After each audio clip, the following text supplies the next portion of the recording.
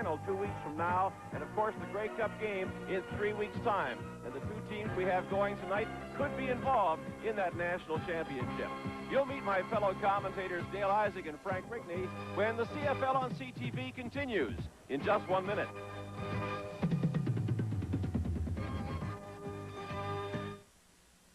This game brought to you by Carling O'Keefe, brewers of OV, the Carlsberg family, and Miller High Life.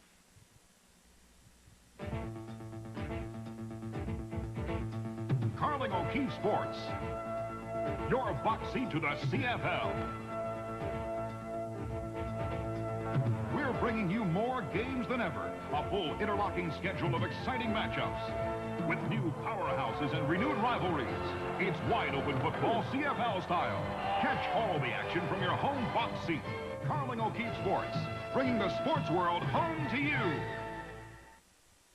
Hello again, everyone, and welcome to the final Saturday night game for 1983. Ottawa Rough Riders, of course, started the season slowly, as usual, but then they won 7 out of 8, clinched second place in the Eastern Division, mainly because of Skip Walker. Well, no question, he's been a major contributor, but I think the real key in that Ottawa Rough Rider lineup all during 1983 is J.C. Watts. His absence or his presence. He will not be playing football for the Riders tonight, but he will, as we understand it, be back for playoff time. And Ottawa looking forward to seeing J.C. Watts next week. Vince McJunkins will be the starting quarterback tonight. We all love that name, and we'll see how he does against the BC Lions, who, of course, have wrapped up first place, will host the Western Division final. Roy DeWalt is back for them. Well, of course, Roy DeWalt is the premier passer in the Canadian Football League in terms of percentage completions, in excess of 60% so far in 1983. But this is a football club, Dale, that really has not played well offensively over the last 4 or 5 weeks. They wrapped up first place, of course, right here 2 weeks ago on a broadcast that we did against the Hamilton Ticats. But they were really embarrassingly poor in terms of offensive production last week against the Saskatchewan Roughriders. They are very definitely not taking this game lightly. They think it's a very important game. They get back on track, particularly offensively. The defensive unit has really carried them as of late. Let's go down to field level and our national anthem. Oh, Canada, our home and native land, rule they beloved in all thy sons' command. With glowing hearts we see thee rise, the Bruno strong and free, from far and wide, oh Canada, we stand on guard for thee. God keep our land glorious and free. Oh Canada, we stand on guard for thee. Oh Canada, we stand on guard for The Rough Riders and the Lions are all set, and we'll have the opening kickoff in just a moment. If you own ColecoVision, you already own a powerful state-of-the-art computer that gives you the arcade experience with the newest arcade games like Donkey Kong Jr., Looping, Pepper 2, Time Pilot, Mr. Do, Space Fury, Frontline, arcade controls like Turbo, the Roller Controller, and new Super Action Sports. And soon you'll plug in Atom, the revolutionary ColecoVision family computer module with new Super Games, keyboard, and printer. ColecoVision, the only system you'll ever need. Who sold the most small copiers in North America last year? Oh, I'd say 0. Oh. Number 1, huh? How about Number 1 small copier? Sharp. Right. How'd you know? Simple. I sell copiers. So I know Sharp doesn't cut corners to cut space. Their small copiers do big jobs, so they sell big. You don't seem very happy about it. I'm not. I sell Canon. Sharp, the #1 company in small copiers. From sharp minds come sharp products. Louis Basaglio will kick this one off. 3 men back deep for the Ottawa Rough Riders. It'll be Dave Newman from the 10-yard line. Newman finds an opening through the middle and takes it back out to near the 35, where he's tackled by Dave McNeil, number 45, new linebacker for the BC Lions, replacing Glenn Jackson. As you look at the Ottawa offensive alignment, McJunkins the quarterback in place of the injured J.C. Watts. Newman, of course, lines up as a slot back. Stokeland, Carl Powell in the ball game. Second straight week he's played. Tyrone Gray is back. Moret Ford is injured. Stephen is replacing an injured member of the Ottawa offensive line, Tim Hook, at left guard. First down, Prince McJunkins with the play-action fake to Skip Walker, and he's in trouble. He gains a couple of yards. Kevin Konar, number 31, from his outside linebacking spot, holds McJunkins to a gain of 2. That'll bring up second down and 8. Very quick move by Mac Moore, number 78, who leads the BC Lions defensive unit in terms of sacks. 15.5, and McNeil replacing the injured Glenn Jackson. Cruz Konar, the other linebackers. Second down for the Ottawa Rough Riders. The ball now at their own 36-yard line. Junkin steps up, throws, completes it to Mike Collymore, I believe, number 31, and he'll have enough for the first down. He could immediately and dropped by Kerry Parker, number 17. Collymore, number 31, in his second year from the Etobicoke Juniors, picks up the first down for Ottawa. Parker lines up at the left corner. JoJo Heath is back in the lineup after missing last week's game against Saskatchewan. Bert Crawford and Martin. Crawford, of course, the leading interceptor in the CFL in 1983. He has 11 going into this final regular season game. First down, Ottawa, 47-yard line. Just underway. Skip Walker, his first carry of the night. He turns it upfield and has a gain of 7 yards to the Ottawa 54. Brent Reset, number 74, making the tackle for BC. Great block by Rudy Phillips, number 67, right offensive guard, who was, of course, the outstanding offensive lineman in Canada last year and is a finalist in that category once again in 1983. Walker picks up 7 on first down. Ottawa looking at second down and 3 from their own 54. This time the fake to Walker. McJunkins knocked down, intended for Tyrone Gray. JoJo Heath, number 26, breaks it up, and Ottawa will have to punt the ball. Jim Reed very upset that the young quarterback did not spot him. Watch Reed, number 32, coming out of the backfield. It did not appear that any BC Lion defender was near him. He should be on the left side of your screen.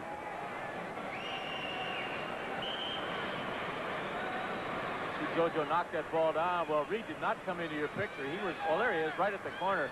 He was wide open. Sure was. Ken Clark into punt. Former Saskatchewan Rough Rider.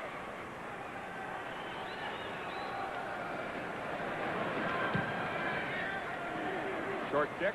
Crawford will make that JoJo Heath, moving up to take it across the 25. He's up to about the 28-yard line. That's a 36-yard kick, 8-yard return, no score at BC Place Stadium. We'll be back in a moment.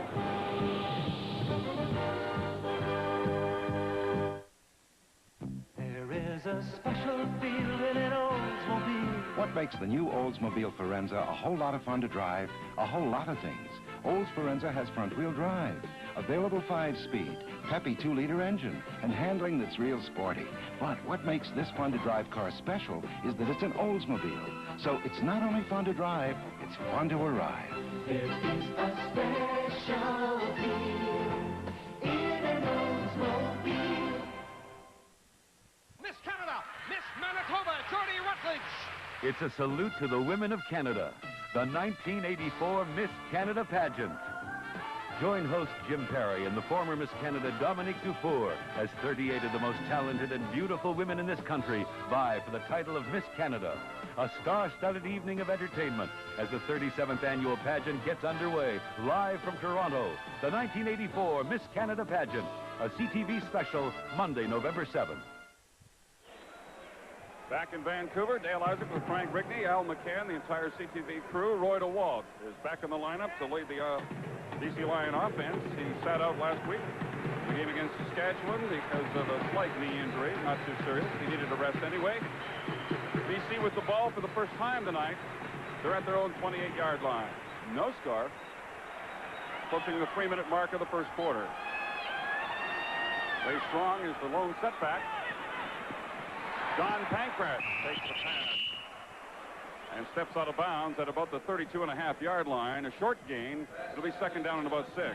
Dale, in conversation with Roy DeWalt before the game, he was telling me about his knee injury, which I know you're familiar with. it is a cartilage problem. They are going to give it that scope business after the Grey Cup or whenever the BC Lions end their season. He tells me he expects to play a half the game tonight, maybe a little more if he's feeling good.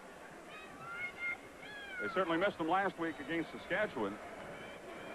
2nd down and 6. Pankratz again. And again, he steps out of bounds. It's Ken Miller providing the coverage. 41-yard line, 1st down, BC. Offensively for the Lions, DeWalt, of course, is the quarterback. Ray Strong and John Henry White are the running backs. DeBriers and Pankratz, the inside receivers. Fernandez is lined up as an outside receiver along with the rookie Jacques Chapdelaine. And the offensive line, 12-year veteran Al Wilson at that center spot.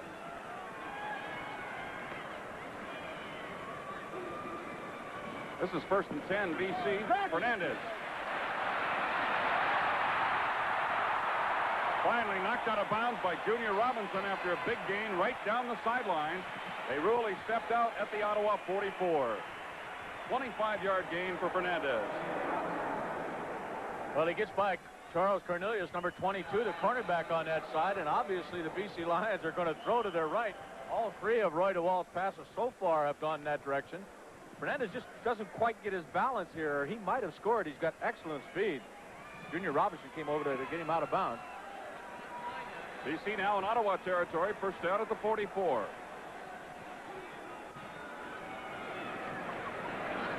Again, he throws right. Pankratz open. Wrapped up by Al Washington at the 32-yard line. It's another 1st down for the Lions. Boy, oh boy. Roy DeWalt not hurting his average as he completes the first 4 passes of this ball game. 61% completion average for Roy. 1983.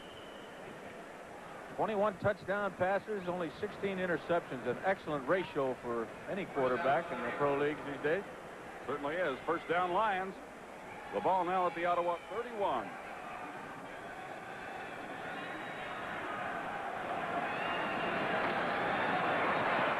Into the middle this time, and John Henry White is there at the 25-yard line for a gain of 6. Rick Sovieta, the linebacker, making the stop on White. Dale, I think the Ottawa Rough Riders are going to have to bring more people. You can see the front 4 up there. That's all they're doing now. They are not stunning. They're not blitzing. And BC is getting far too much time to throw that football.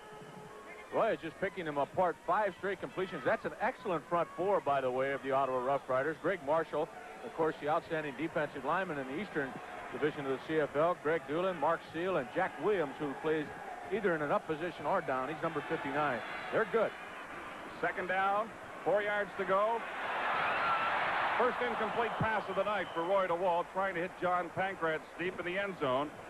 He's now 5 out of 6 for 56 yards, and it brings in the field goal unit. Roy knows that Pankratz was wide open back there, too. That was 6 points, and Roy had thrown that ball a little shorter. And one of the most popular BC Lions ever, Lou Pasaglia, will come on for his first field goal attempt of this evening's contest. A lot of BC Lion fans not very happy that Lou was not picked as the outstanding Canadian in the Western Division of the CFL in the Shenley Award ballots. They felt he deserved it. He is the CFL scoring leader. He has never won a scoring title. John Pankratz will hold, 32-yard line. It is good. Lou Pasaglia connects with his 38th field goal of the year. They open the scoring here at BC Place Stadium. The Lions out in front of the Ottawa Rough Riders by a field goal. And we're coming right back in just a moment.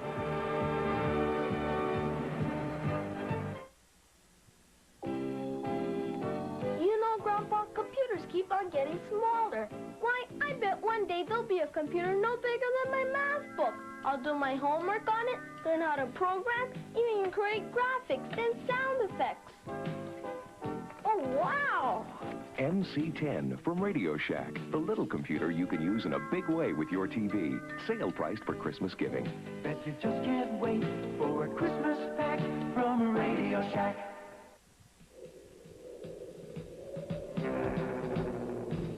You're in control, how's it done by? It wasn't so long ago you got the old plane to fly. To test your skill and do something new, with good friends to see you through. Make it a Carlsberg, make it a Carlsberg, make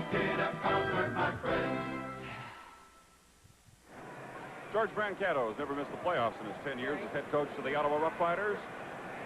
Guided them to a second-place finish this season. They will host the Eastern semifinal a week from tomorrow. Against either Hamilton or Montreal, those two clubs square off as it should be in the final day of the regular season to decide the third and final playoff spot in the East tomorrow. And that game will be on the CTV network. Pat Myers and Bill Stevens and Lee Pedersen at the Big O in Montreal. Hamilton against the Concord. McJunkins goes to Skip Walker on first down from the 35, and he's got another first down out at the 50-yard line as he just battled with Tyrone Cruz for yardage. Yeah, you think he's not tough to bring down? Tyrone Cruz is 235 pounds, as big as any middle linebacker in the country. And Skip just hauled him on for about another 5 or 6 yards. He's compiled over 2,200 yards total offense, running, receiving, and kickoff returns. Another look at it. 15-yard gain for Skip Walker and a first down out at near the 50-yard line. A low center of gravity, tough to bring down. Skip Walker on the draw. Brent Reset met him at the 50, and Walker had enough momentum going. He got out to the 54-yard line, so it's a gain of 4. Second down and 6. Everybody very pleased as BC Lion fans, and Glenn Jackson will be back in the lineup for the playoffs, but this young guy, Dave McNeil, number 45, does a pretty admirable job on that play. I'll tell you, the ladies around the country will like him. He's a good-looking dude. Looks a little bit like Robert Redford. All right.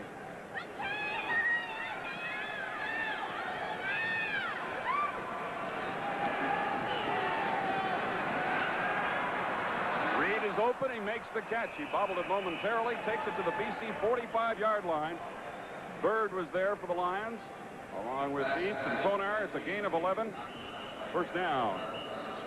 Injured Ottawa Rough Rider on the play, back at the Rider 50-yard line. Skip Walker's down. There you see him throwing a block or going low on Brent Reset. Duggan, of course, got a couple of completions in this drive, but he certainly doesn't look like he has an overpowering arm the way he's delivered the football in the last couple. Took off and ran for almost 150 yards, however, in the last outing of the Riders. Mostly a runner out of Wichita State. I asked Brancato, I said to him yesterday, are you telling the youngster not to run quite so much, you know, trying to avoid injuries to the quarterback? He says, heck no, he's the kind of quarterback that has to run with the football. That's his forte. First down, Ottawa, BC 46-yard line. Jenkins is on the move. Good move on Ty Cruz for the first down at the 34. Kevin Konar made the tackle for the Lions. Cruz had him lined up, and he just gave him a little move right and went left. 12-yard gain. Dale, I want to show you what happens to Reuben Vaughn here. He's number 79. Rudy Phillips, 67, is blocking on him. And if this is not a hole, I don't know how you call him. Watch 67. It was not called. It's a first down for the Ottawa Rough Riders. Just inside the BC 35-yard line. 3-0, the Lions in front.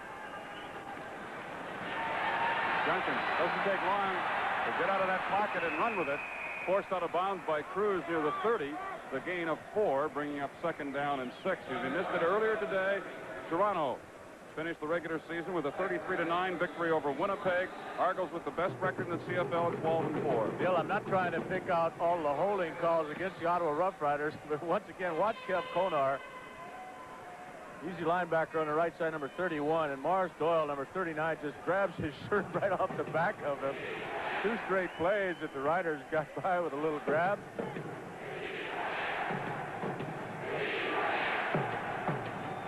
Second and 6 for Ottawa. Jenkins finds Collymore again. He's got a first down. He gets up.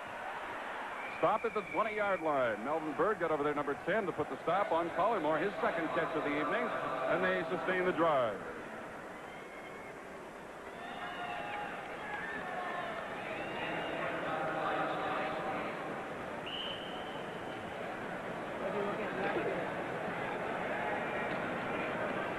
A very comfortable place to watch a football game. BC Place. The weather is dreadful outside, but they don't care. Certainly don't. 40,000 plus on hand again tonight. Maurice Doyle takes the pitch from McJunkins. He stopped at about the 17, 18-yard line. Kevin Konar again making the tackle.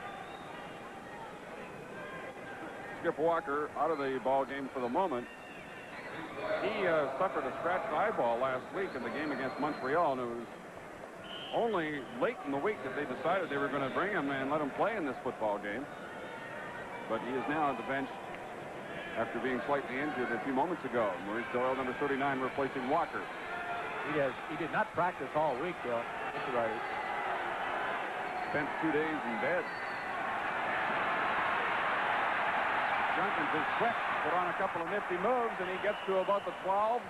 Maybe short of the first down by a couple of yards. Konar again was there and helped to bring him down along with Dave McNeil, number 45. So we'll see Jerry Organ. Well, he looks kind of tough to corral. Watch the moves that the young guy puts on. He's quick, isn't he? He sure is.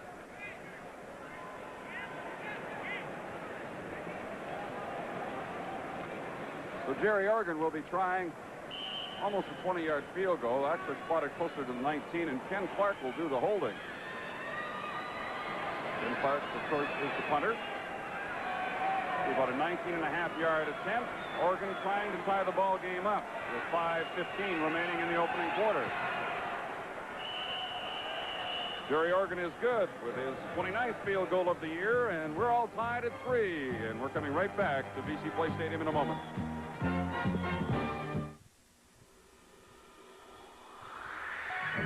Have no illusions about the shape of things to come. There's a new generation of Buicks out there, the young Buicks. Consider Buick Skyhawk, performance and sophistication in elegant formation. Buick Skylark. Contemplate its high-spirited combination of economy and luxury.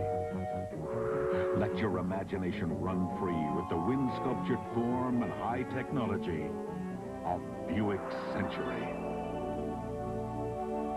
This new generation of Buicks employs robotics and electronic scanning for precise fit and finish. They feature new fuel injection and turbocharging. The 1984 Buicks. The young Buicks. Kevin Konar, number 31, has made a lot of tackles for the Lions here in the opening quarter, discussing defensive strategy with the Lions defensive coordinator, Steve Barato. Ottawa Rough Riders have just tied the ball game up at 3 on a field goal by Jerry Organ, and now Organ will kick off from his own 35. We have 5:12 remaining in the first, tied at 3. Ray Strong, Larry Crawford are back deep for the Lions, standing near their 15. Low line drive type of kick, moving over to take it, Larry Crawford. Big hole up the middle. Larry Crawford takes it out to near the 47, 48-yard line. And the BC Lions get good field position as the offense comes back onto the field. You can see that wall forming in front of Larry Crawford, and boy, he uses that excellent speed of his to get right up the center of the field. Good field position for BC. Mike Graffey, reserve linebacker, making the tackle for the Ottawa Rough Riders. He's the captain, Dale, of the Ottawa Rough Riders specialty team. Does an excellent job. 19 years ago, the last time the Lions went first place, the ball to the rookie Jacques Chapdelaine, who's playing as a wide receiver this week. Last week he lined up inside. I think they were trying actually to hit a stop-and-go pattern to Merv Fernandez on the bottom of your screen there. Chapdelaine, secondary receiver, does finally make the reception. The gain is going to be about 6.5, 7 yards. Chapdelaine, the rookie out of Simon Fraser, tackled by the rookie from UBC, Steve Harrison, Ottawa's #1 draft choice this year, number 34. Second down and 6 for BC near their own 53. Jack Williams, the ball gets it away to John Henry White. He's met by Rick Sovieta, number 75. He'll be close to the first down at the Ottawa 53. Gonna measure it. Bill, while we have this measurement, I'd like to pass along Don Matthews, the head coach of the BC Lions. First of all, to pass along our sympathies to Don because of his loss of his mother this past Thursday. He has not been with the ball club until today. He returned from that funeral, but he asked us very specifically through our facilities on ESPN to thank all of the friends of the family that passed along their condolences.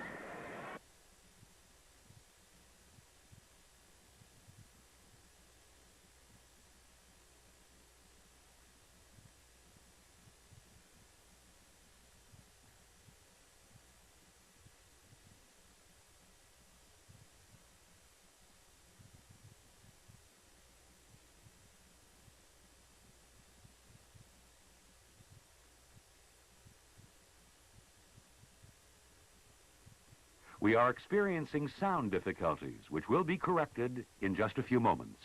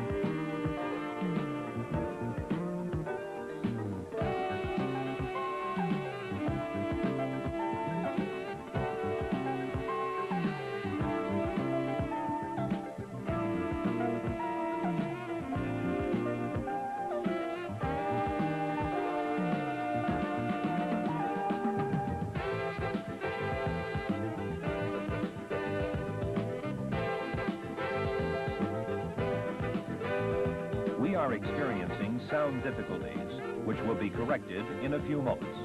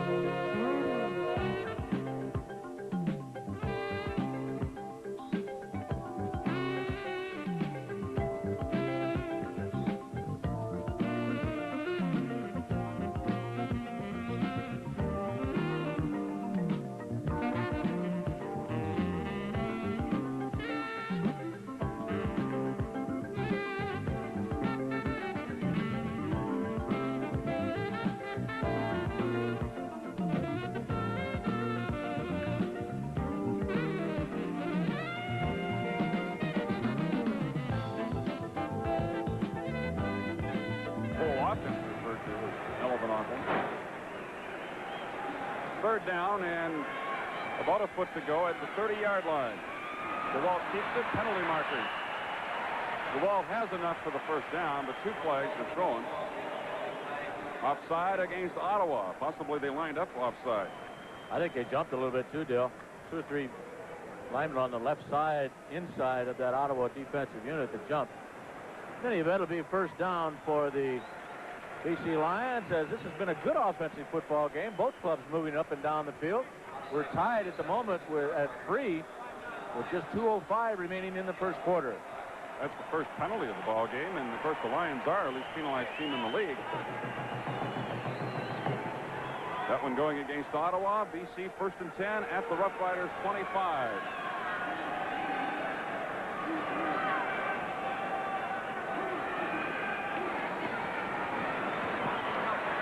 Going to far side to Mark DeBriez, number 3, and he makes the catch and is forced out of bounds and roughed up a little bit by newcomer Ivory Curry, number 27. Well, I'm surprised the flag did not come down there. DeBriez is about 4 or 5 yards out of bounds, and they're still trying to nail him. Ivory Curry, the culprit on the play, number 27. Watch it. He's more like 10 yards out of bounds by the time he's finished with it. Didn't like anybody catching the football on his side of the field. Ivory Curry out of Florida is 5'11", 185. He's been around Ottawa for quite some time now, although they just had the chance to activate him. Charles Johnson not playing tonight. Second down and 1. John Henry White, left side of that offense. Don Schwaffer, Gerald Roper providing the blocking, and it's a first down.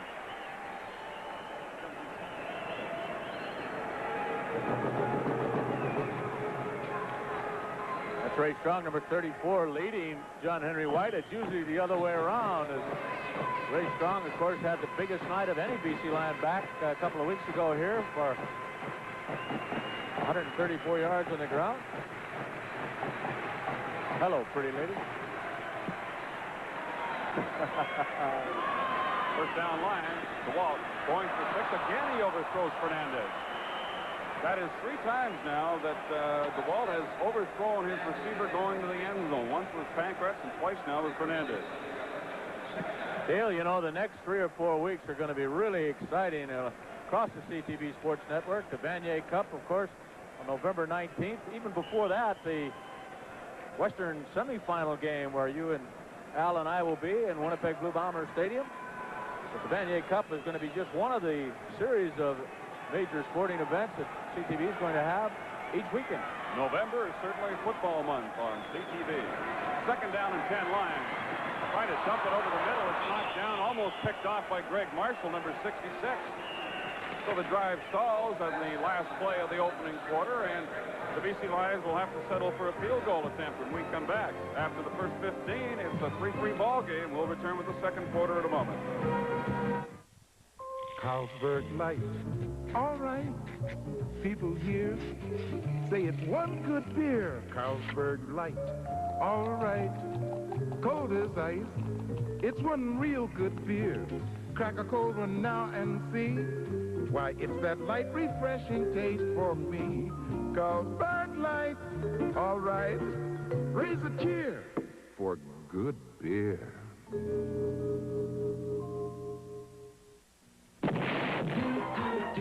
The kangaroo, the kangaroo, save the baby, get to the top. The kangaroo hop, you're in luck as you can jump or duck. Just hop, hop, hop to the top, top, top. Punch out a monkey, eat a piece of fruit. Atari kangaroo, everybody salute. Kangaroo, the hot new arcade game from Atari. Winter, and Michelin engineers push themselves to the limit in the relentless pursuit of a winter radio with exceptional traction, handling, and safety.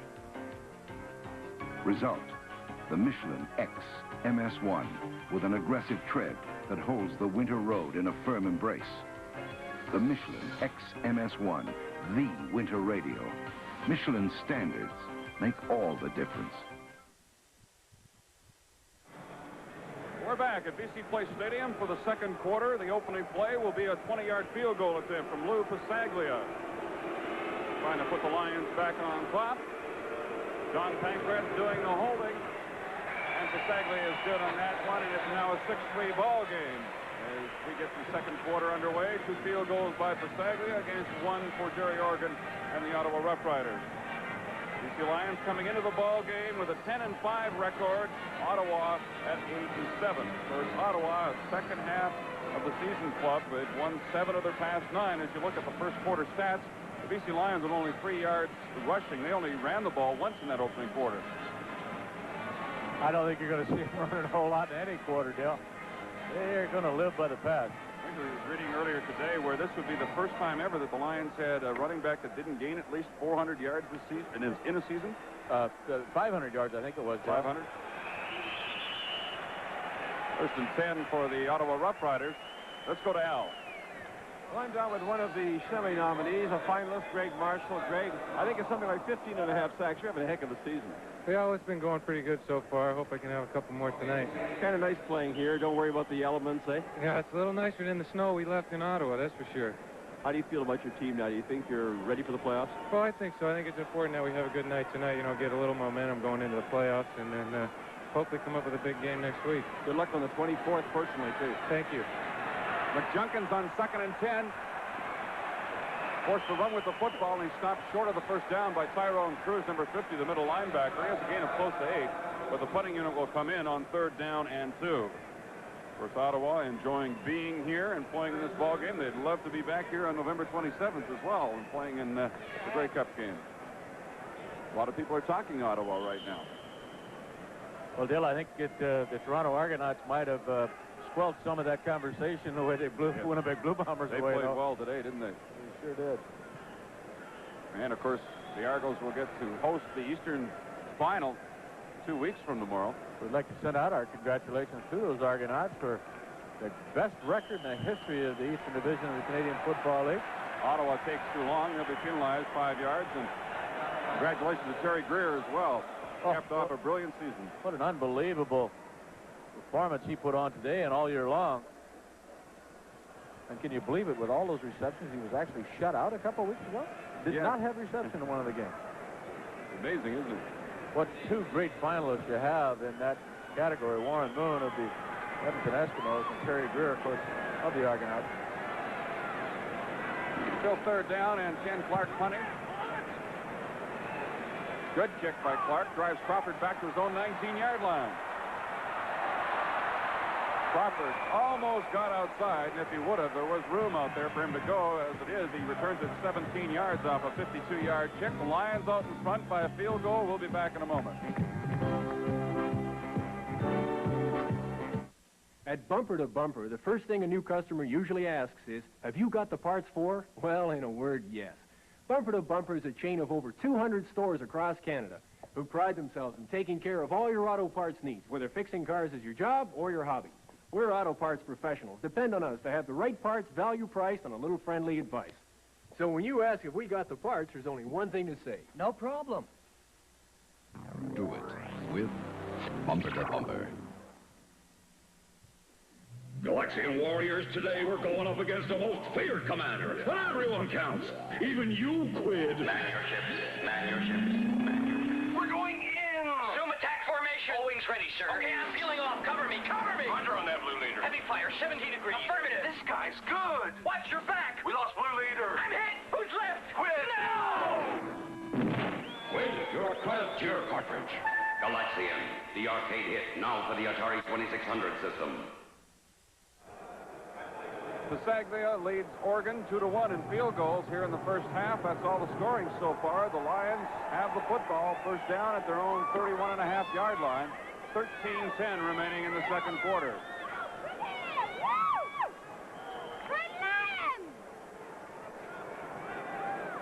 Roy DeWalt leads the BC Lions out of the football at their own 36-yard line. Ray Strong, his first carry of the night, to the 40. Stopped by Greg Marshall, number 66. Gain of close to 4. Take a look at Greg. Right in the middle of your screen, he's working against two BC Lions, Roper and Don Swafford. Gets right between them and makes the stop. Excellent hit by the veteran of that defensive. You know, Greg Marshall and Mac Moore tied in terms of number of sacks for interior linemen. They both had fantastic years rushing the passer. 15.5 each. Second down. DeWalt looking for Pankratz. He did not hang on to it. Or maybe they do rule it a catch at the 48-yard line. Well, apparently he did have possession there when he stepped out of bounds. Freddie Fleming, our ISO director, has it for you and says that John put a great move on right at that 50-yard line. He sure did. Ooh. Didn't appear. Did he have that ball? To have control of the football. But they give him the catch, and it's first down for the Lions at their own 48-yard line. Don Pankratz.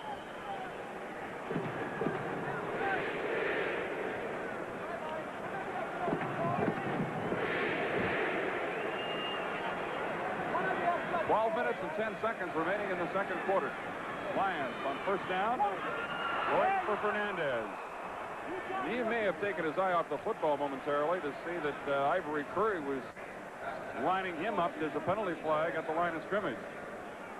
Yeah, where that ball was thrown, there would have been no more than a couple-yard gain had he made that reception. However, the Lions do get a break, a penalty against the Ottawa Rough Riders. They're marching it all the way to the Ottawa 47-yard line, a major infraction. Jim Hope Ross is the head referee, roughing the passer against the Ottawa Roughriders. First down, Lions at the Ottawa 47.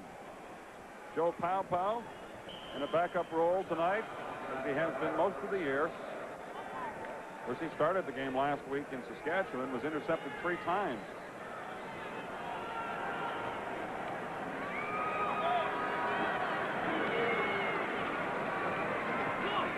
Well, looking to the sidelines and completes it to Fernandez.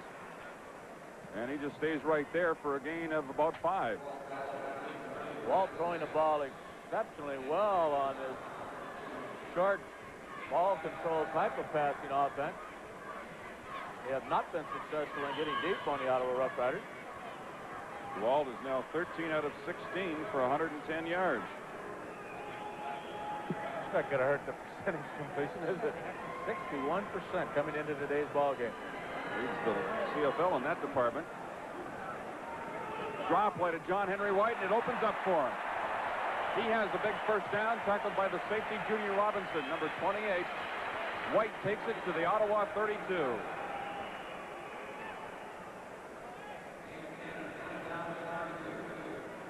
Watch how this hole opens up if we bring this one back for you. They had a shot at that defensive line, and watch how this hole opens up. A great block by Al Wilson on Gary Doolin. Not really a punishing type of block, but he screened him off very effectively. The punishing block was thrown by number 63, Don Swafford, as he came across from that left tackle spot and wiped out the linebacker. Yeah, that Steve was Al Harrison. Washington. Or was it Harrison? I believe it was Harrison. 34.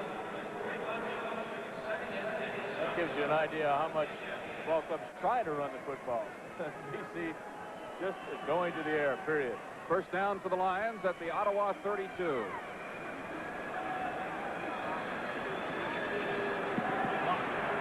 Mr. Pankratz, double coverage, but he almost got it anyway. Well thrown football. Curry was back there along with Barden defending against Pankratz at the goal line. Second down and 10. John has been a busy man, and as you can see, Walt throwing right into double coverage. Barden and Curry both back there. Second and 10 now.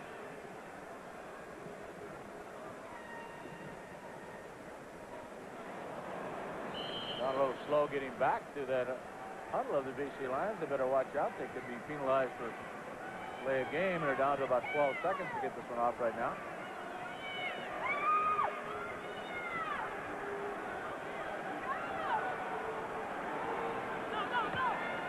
Quarterback draw to Walt, and a great call. Fumbles the ball. The Lions get it inside the 5-yard line. We saw Joe Barnes make a great call on a similar play against Edmonton, and that's exactly what Roy DeWalt did that time. Exactly what I was going to say, Dale. They stole one right out of the Argonaut playbook. And why not learn from somebody else? Argonaut's very successful on almost exactly the same kind of play. DeWalt casually holding that football, though, swinging it out in their left arm. The Lions very fortunate to maintain control. They recover the football inside of the 5-yard line.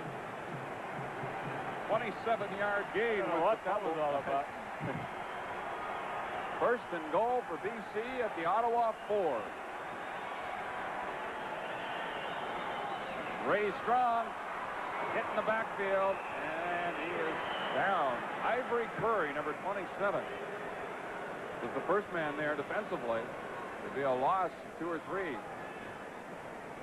Certainly have to suggest that this young rookie from the University of Florida is an aggressive defensive back. Boy, he was in that backfield before he could turn upfield at all.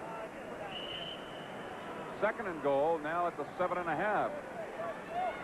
The short yardage blocking unit leaves, and all the receivers come back in for the Lions.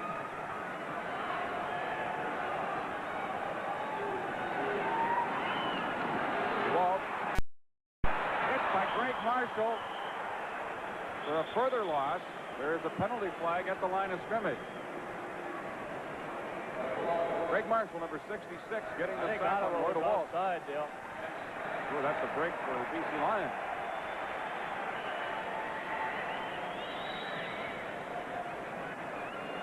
I believe it was Doolin. Let's take a look. They jumped offside, number 69. One of them definitely moved rather quickly. Well, couldn't pick it up from that. Unfortunately, the referee's mic is not working in this first half, or he's not wearing one. Possibility is he lined up outside again. Well, he saw a great play by Marshall. So it's second down. Half the distance to the goal line, puts the ball back at the 4.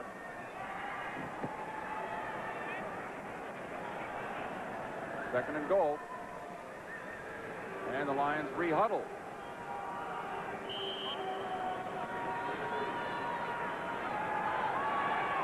Less than 9 minutes remaining here in the second quarter. The Lions trying to increase their 6-3 lead at the moment over Ottawa. Lays it up to Fernandez. Not quite. That brings up third down. And we'll see Louis Pasaglia again with his third field goal attempt. Just a touch overthrown as Fernandez had certainly good position on Cornelius, number 22. Almost made a fantastic catch on that. But DeWalt has had his problems overthrowing his receivers as they try to get behind the Ottawa defense. Fernandez heads to the bench. Louis Pasaglia will try to make it 9-3. Pankratz will hold for him at about the 11-yard line.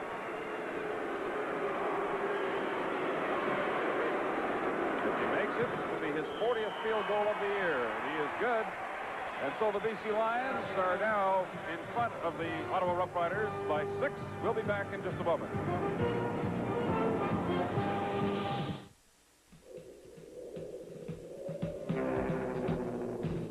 You're in control, I'll drift on by. It wasn't so long ago you got the old plane to fly. To test your skill and do something new, with good friends to see you through. Make it a Carlsberg, make it a Carlsberg, make it a Carlsberg, my friend.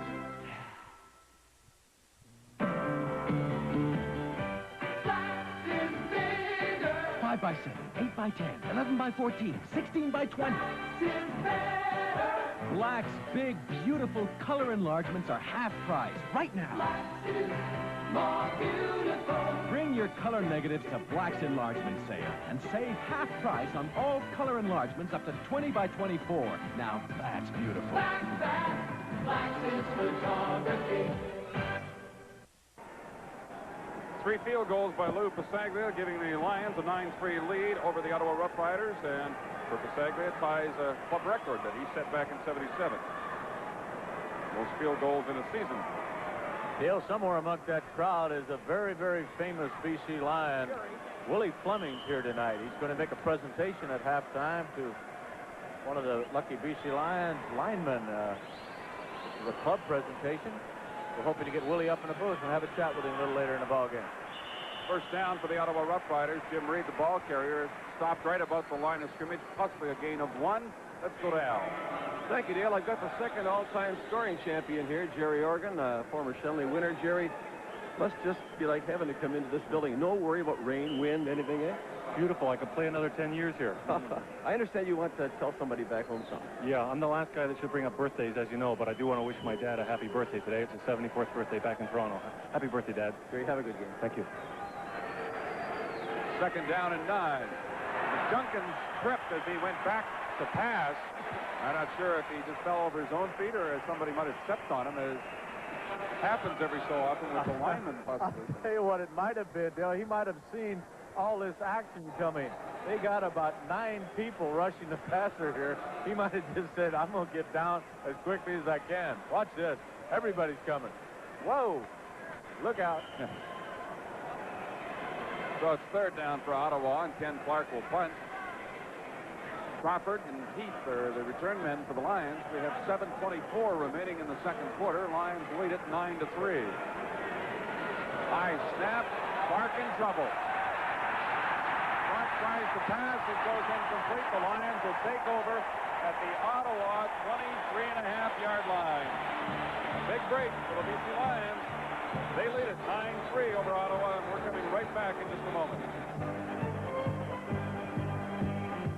You take charge, people, taking charge. You know exactly what you want from your next car.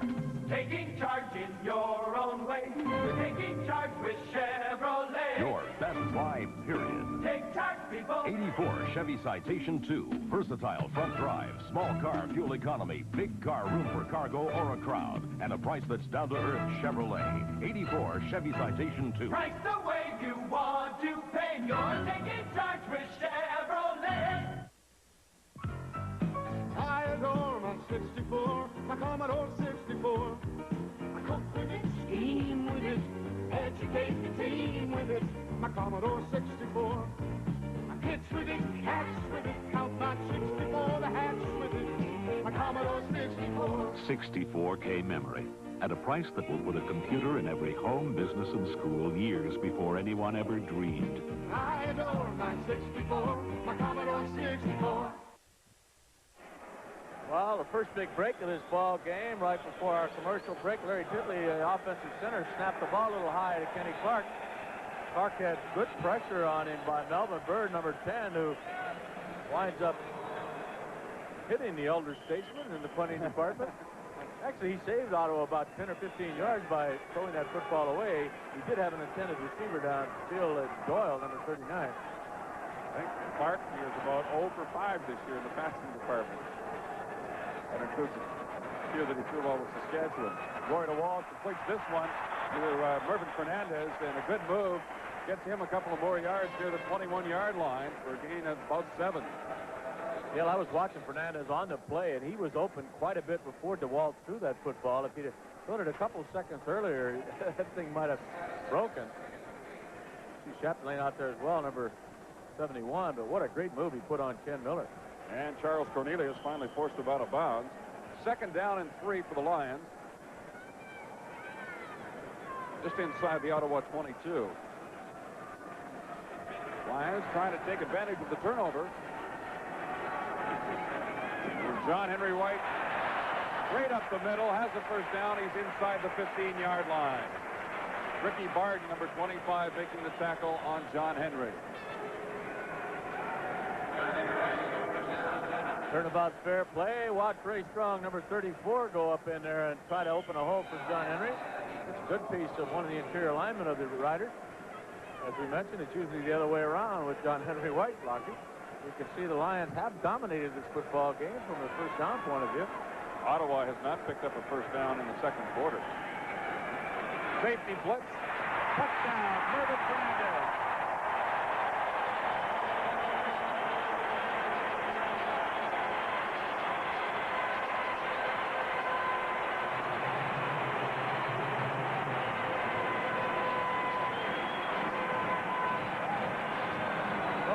Had a good night against Charles Cornelius, number 22, and he's not that shabby a quarterback. He does a good job, but Fernandez has been going to the outside most of the time. I said it was a safety blitz. It wasn't. It was a linebacker blitz. It was Steve Harrison who came up the middle, but the Walt got the pass away anyway. That gets him going here at BC Place. Sure does.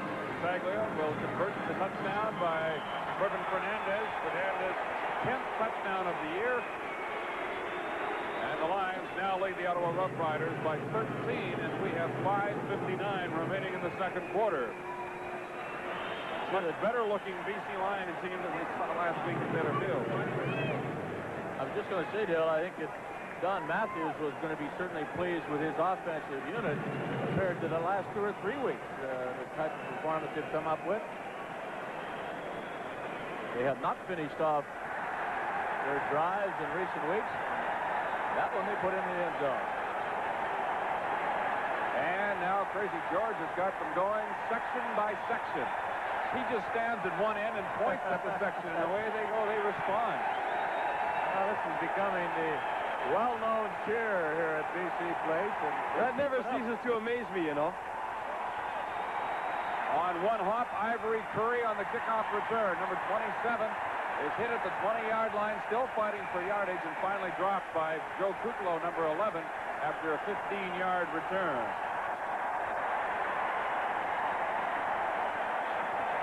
There he is, the cheerleader. Got him going again all the way around the building. The crazy one.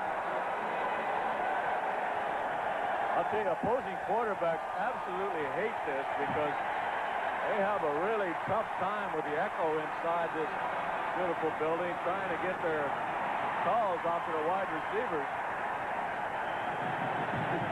Crazy doesn't care. It's an incredible sight, really, when you watch these fans. Prince McJunkins with a penalty flag. Throwing on first down. Knocked away by Terry Parker, intended for former Lion Tyrone Gray. Big pressure by Dave McNeil, the young linebacker replacing Glenn Jackson, but I think the Lions are going to be called for offside on the play.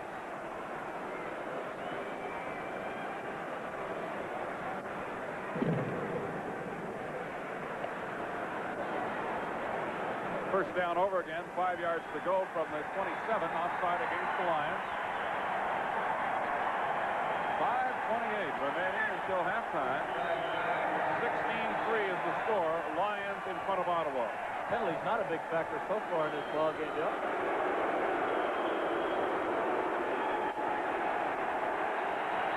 Got a total of 5 so far.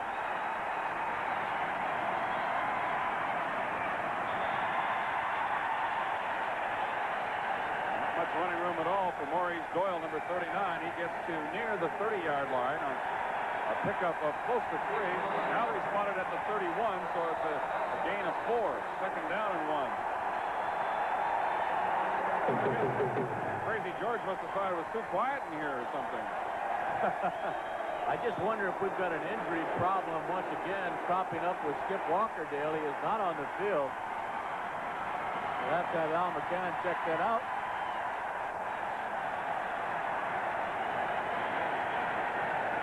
Walker is at the bench watching as Maurice Doyle takes the handoff from Prince McJunkins. It was second down and 1. Dave McNeil, number 45, the new linebacker for the Lions, replacing the injured Brent Jackson, made the hit on Doyle, and it is a first down.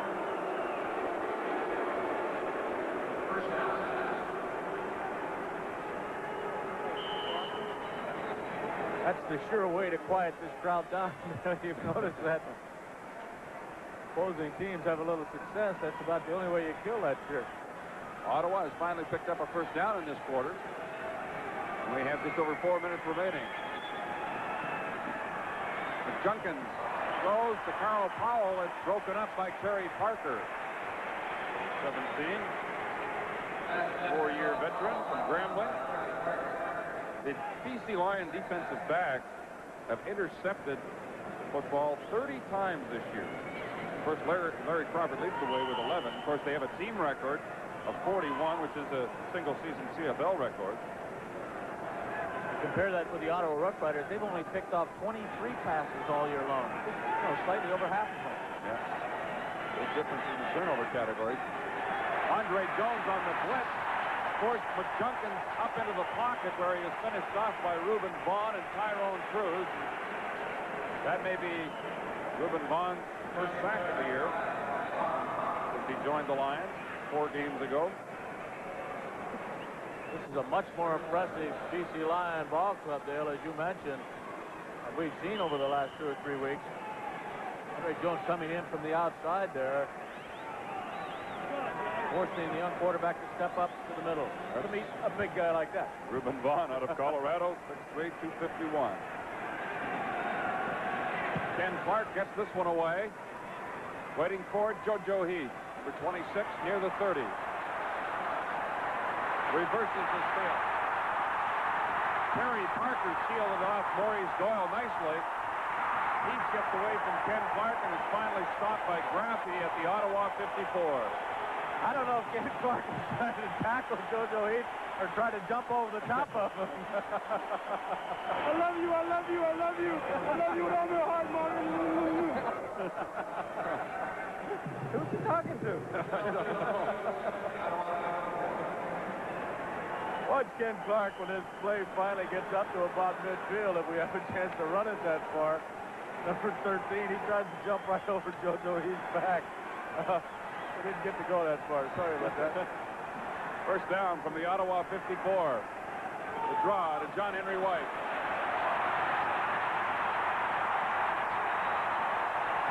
All the way to the Ottawa 30-yard line. That's a gain of 23 yards for John Henry White. The Lions out in front of Ottawa 16-3, and we're coming right back.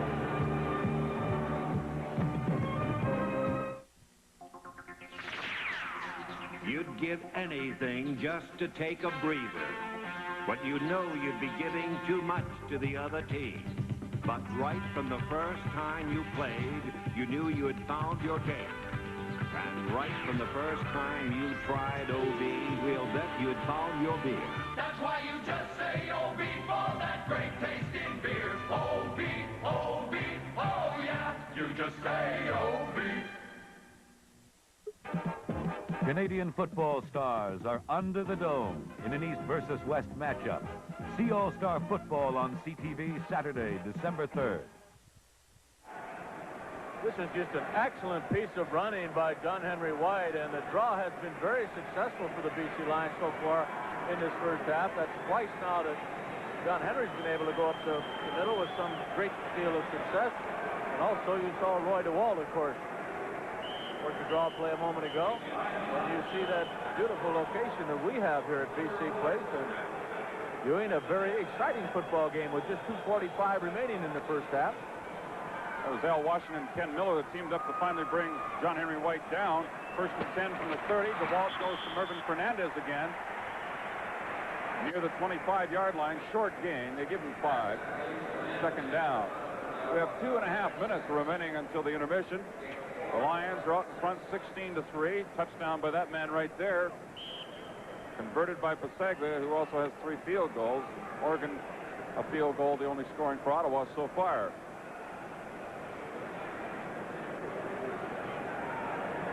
Second down from the Ottawa 25.5.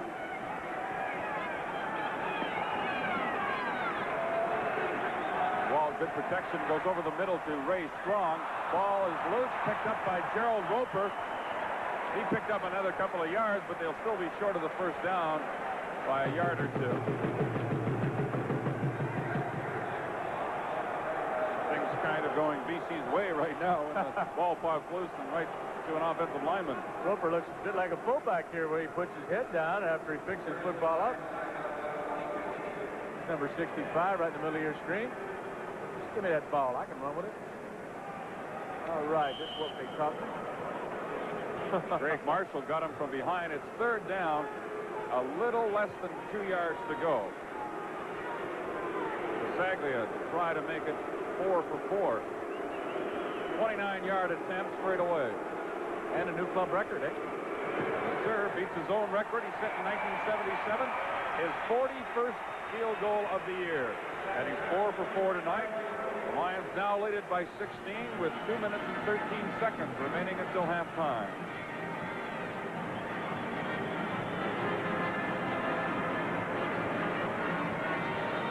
All right, third place will be decided in the Eastern Division of the CFL tomorrow at the Big O in Montreal. The Concord taking on the Hamilton Tiger Cats, and that's on the full CTV network tomorrow afternoon. Who do you like in that one, Frank? Well, Jill, I'd have to say, and I think most fans across the country would agree that the momentum, if that's going to be a factor. Oh, there's Willie Fleming, the gray-haired gentleman right behind Ron Jones, the president of the BC Lions. Montreal's certainly been on a much more of a roll than the Hamilton Ticats over the last month. First down for the Ottawa Roughriders. Prince McJunkins has it out to about the 37. A gain of a couple. Second down and 8. Just over 2 minutes remaining here in the second quarter. Yeah, you're right. Who did he play for? Whoever it was, it certainly didn't have a helmet. Got the great name anyway.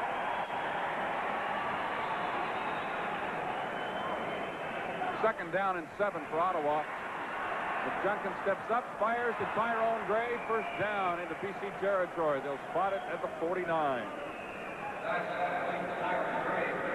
With the 19 points the Lions have scored so far here in the first half, they are now the highest scoring team in the CFL this year and will end up that way with 456. I believe that's a team record as well, breaking their previous mark of 449 set last year.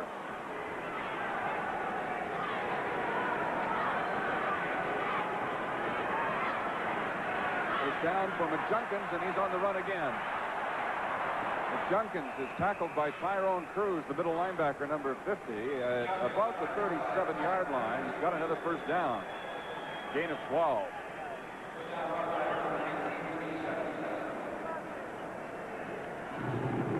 See, look at Saglia, 4 for 4 in field goals tonight.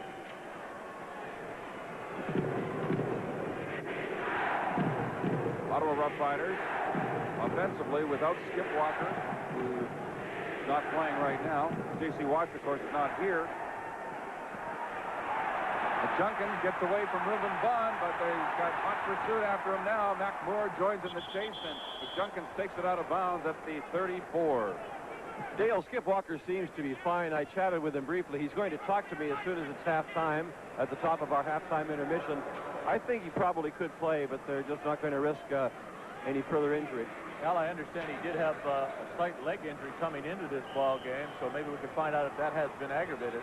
I'll ask him, Frank. Second down and 7 for the Ottawa Rough Riders.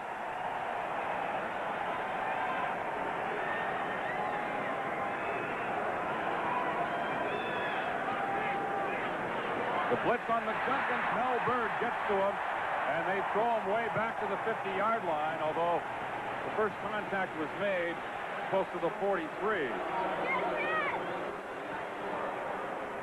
Just a matter of outmanning the Ottawa Rough Riders here. They brought more blitzers than they did have offensive people left in there to block. The loss is going to be 9 yards. Bird coming from that top side, and really no chance to do much about it. Steve Mazurek, there's a guy that you've known personally for some years, Jeff. Now the executive director of the Canadian Football League Players Association. Very busy getting ready for this All-Star game coming up here in this stadium. First Saturday in December. It'll be the Yesterday in the CFL feature coming up at halftime with Johnny Eastraw.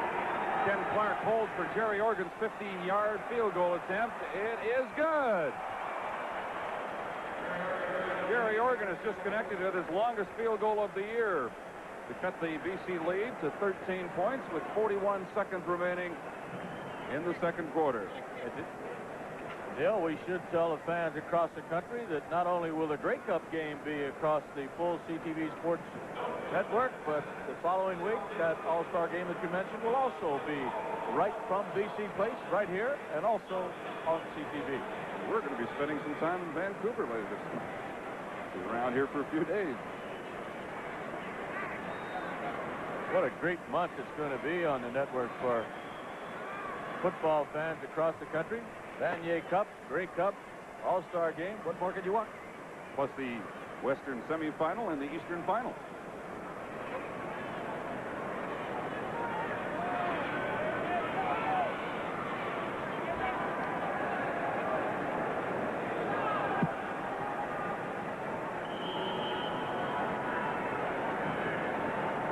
Jerry Organ to kick off from his 35. Ray Strong tracks it down at the 20. Takes off one tackler. Strong brings it back out to the 43-yard line with 35 seconds remaining in the first half. A return of 24 yards by Strong, who was in the NFL for 5 years. The Atlanta Falcons. He's out of the University of Nevada in Las Vegas. And you know he's the kind of football player that wants to play, Dale, because he was captain of the specialty teams with the Falcons. And those guys come out to hit you.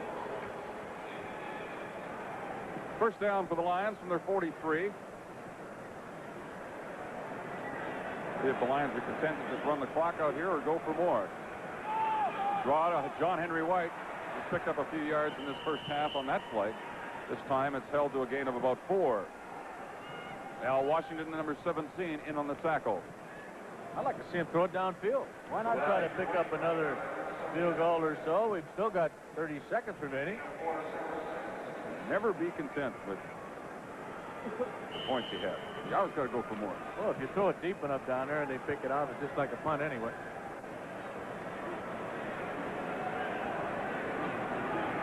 It certainly has been a much sharper-looking BC Lions team tonight as John Henry White takes the inside handoff from Roy to Walton. He's got a first down at midfield. Rick Sowieta making the tackle, helped out by John Lynch, number 29. Good little counter type of play by the Lions.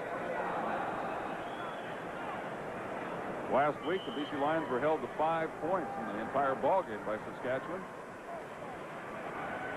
Now they're going to put it up.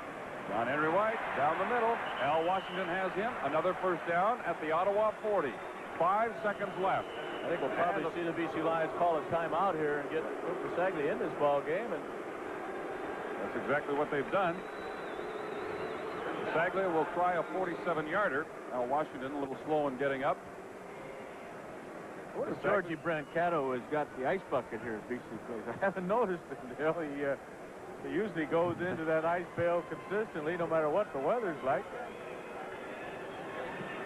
All right, coming up 1 week from tomorrow, we will be at the Winnipeg Stadium as the Bombers host the Western semifinal. We really won't know who they're playing until tomorrow afternoon when the Calgary Stampeders have to win or tie against Saskatchewan. Should Saskatchewan win, Edmonton will be going to Winnipeg. Then, of course, on Sunday, November 20th, 2 weeks from tomorrow, Pat Marsden, Bill Stevenson, Lee Pedersen will be on hand at Exhibition Stadium in Toronto as the Argos host the Eastern Final. All that football action coming up on CTV in the month of November.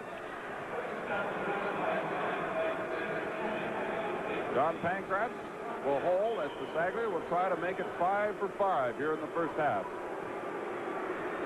47-yard attempt. Got the distance, but it is wide to the left, and Ricky Barton will bring it out of the end zone. Gets past John Henry White and then just goes down with it at the 8-yard line, and that'll do it for the first half. The Saglia finally misses one, and so the score at the halftime break, BC Lions 19, Ottawa Rough Riders 6.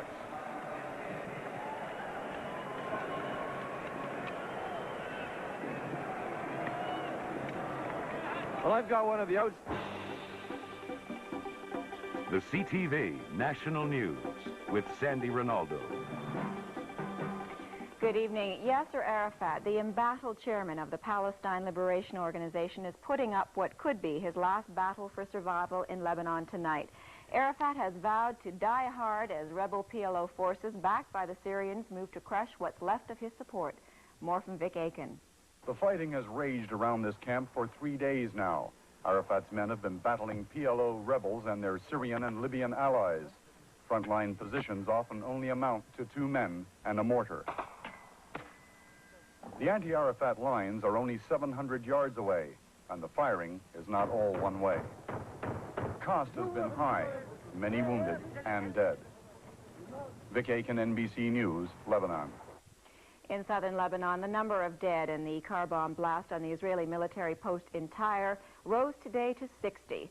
Another 22 bodies were pulled from the rubble, all of them those of Lebanese prisoners who had been held there. The Israelis stiffened their security in southern Lebanon today, blockading their military posts and cutting bridges across the Awali River. There's good news tonight for the 3,500 Chrysler workers in Canada that had been laid off because of a strike at a parts plant in the U.S. The walkout had a domino effect, closing down factories on both sides of the border because of Chrysler's inability to get crucial auto parts. A union spokesman said tonight that if the agreement is ratified, the workers should be back at their jobs by Monday. This is day 5 of the government employee strike in B.C. While residents struggled without critical services, negotiators reviewed their positions. And leaders of government employees' unions from across Canada met in Vancouver to pledge millions of dollars in support for the BC workers. They say if what is happening in BC is allowed to succeed, it could spread across the country. If the government of British Columbia is successful in making that stick, then the feeling amongst our colleagues in the rest of the country is that it is only a matter of time before that pattern crosses those mountains.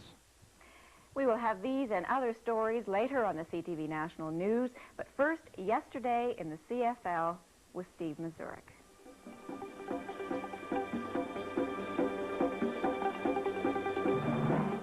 The centipedes are coming. Get your fingers moving fast, and the spiders out to get you. Do you think that you can last?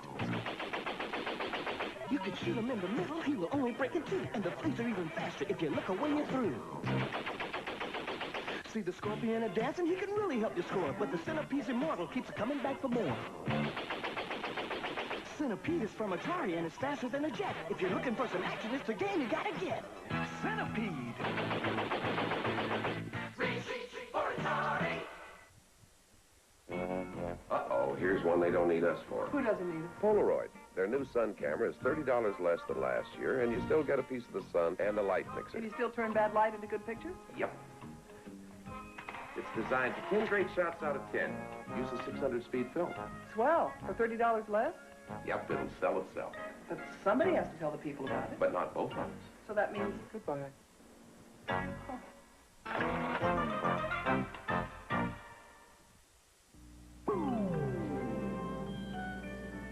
The conventional turntable tone arm delivers true accuracy only here and here. So Techniques brings you linear tracking turntables. The linear tracking tone arm with our innovative plug-in cartridge system tracks straight across the record the same way the groove was originally cut. For accuracy no conventional turntable achieves. The technology you expect from Techniques, the science of sound. Mr. Kennedy. Jacqueline Kennedy. John F. Kennedy. Mrs. Kennedy. Kennedy. Kennedy. Kennedy. Senator Kennedy. Bob Kennedy. Kennedy.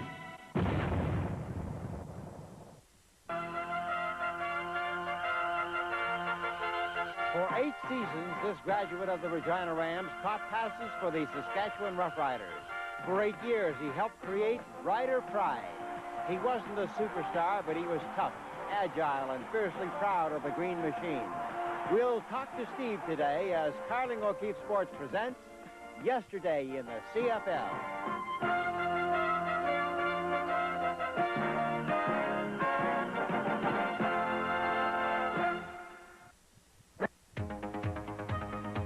You've got about 5 square yards of real estate to cover, and sometimes it feels like 5 square miles.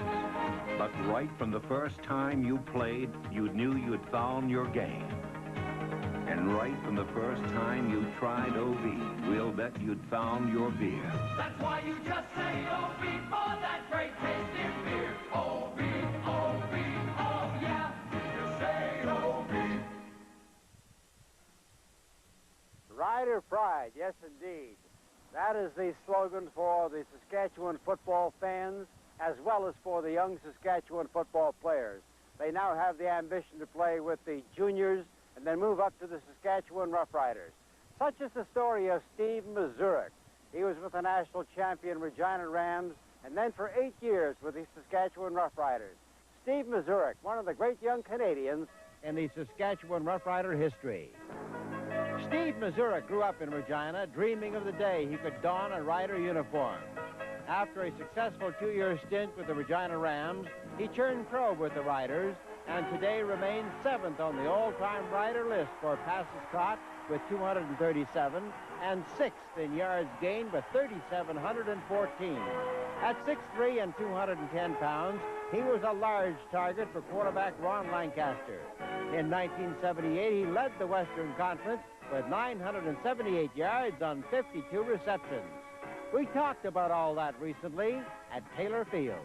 In 8 years with the Saskatchewan Roughriders as a quick, agile receiver, you were never really known as a superstar, but you were known as a super salesman of football. Steve, how would you like to be remembered out of all this?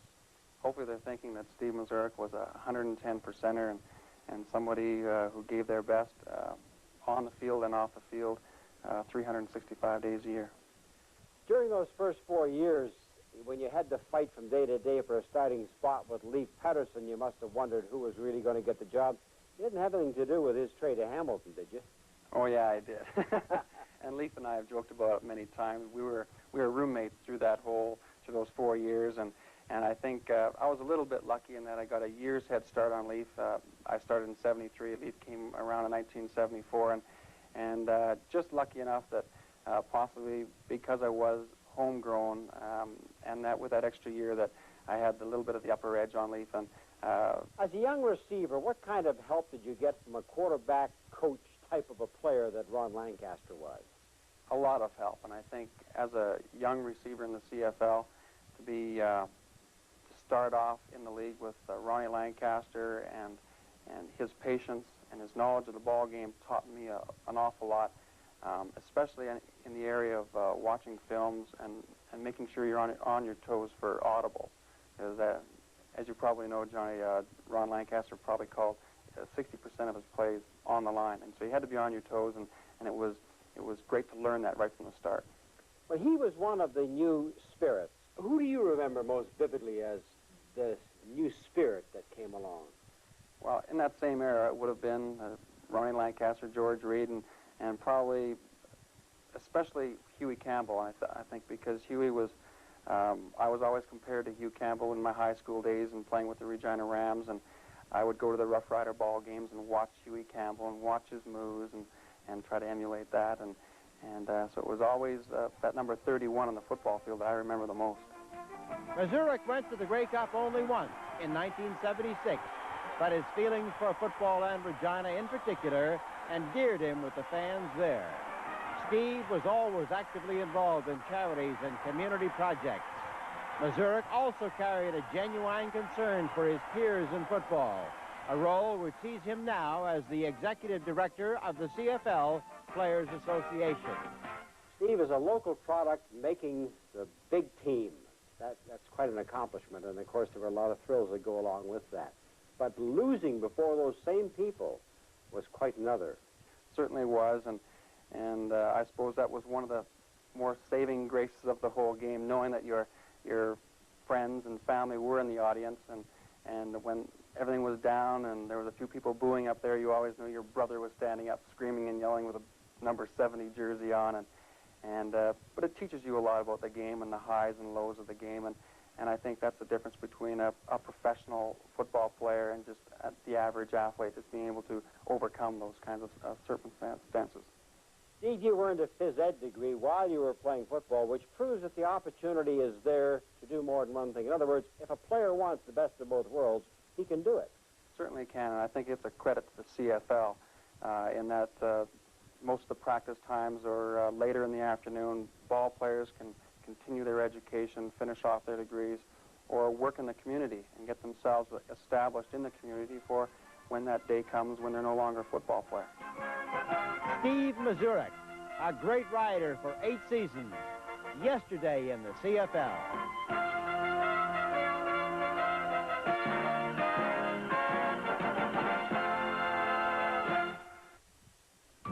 War Amps key tags.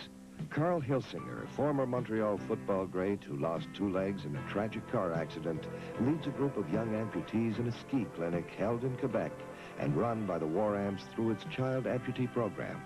Through your donations, our children receive special artificial limbs, education, legal services, counseling, research, and for all children, the Play Safe Safety Program. Your key tag donations make it all possible. I like the most popular home video game system ever. The system you want is the Atari 2600. Not so fast. I want a system that can play hundreds of games. Then what you want is the Atari 2600. But I want a system that can play children's educational games. Then what you want is the Atari 2600. Fine, but I want a real low price. Oh, in that case, what you really want is the Atari 2600. That's what I want. The Atari 2600. Now at a new low price and includes a combat game. Welcome to Timex Courts. Incredible technology. Uncanny accuracy. Our lightweight runner's quartz is water resistant. Our dress digitals have no buttons. This sleek command bar controls all functions. Now, bring the value of Timex Quartz into your world. This is the CTV Television Network.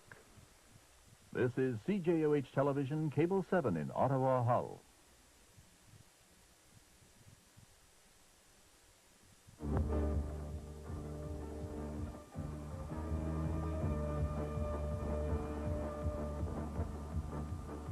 This This is the final weekend of the regular league season for 1983 and some interesting matchups.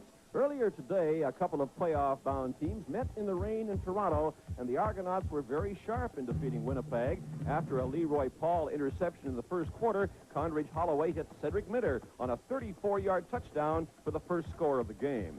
In that same quarter, it was Holloway again. This time, Emmanuel Tolbert, the receiver, a 7-yard touchdown, putting the Argos up 14-0. In the second quarter, Terry Greer caught his 105th reception of the year, a new CFL mark. The Argos led 18-3 at the half. In the third period, Joe Barnes in at quarterback goes to Tolbert. The play covers 71 yards for the touchdown, and the Argos are up 25-6. In the fourth quarter, it's Barnes again, this time under some Winnipeg pressure. Barnes scrambles around looking for a receiver. Finally, he picks out Paul Pearson, an 8-yard touchdown strike, putting Toronto in front 33-9. Then it was Terry Greer in the spotlight again. This catch in the dying moments gave him 2,006 yards for the year, the first man in the CFL to ever go over 2,000 yards as the Argos win easy 33-9. Earlier this week, the Rothman Stars of the Week were announced, and the Calgary Stampeders came up with 2 out of 3. Rookie running back Ray Krause had a big game in the Calgary win over Hamilton, 154 yards rushing. He also caught 3 passes to be named the offensive star. His teammate, number 62, Randy Troutman, with 4 quarterback sacks, was the lineman of the week.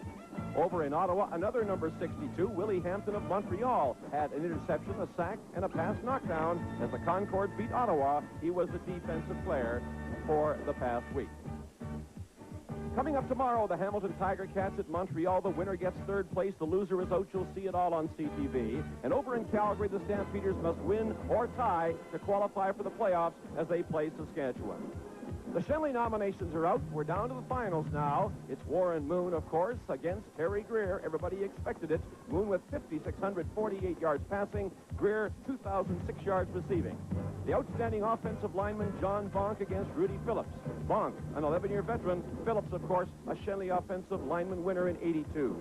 Danny Bass and Greg Marshall hook up for defensive player, and that should prove very, very close. Bass, all-Canadian middle linebacker. Marshall, of course, 15.5 sacks on the season.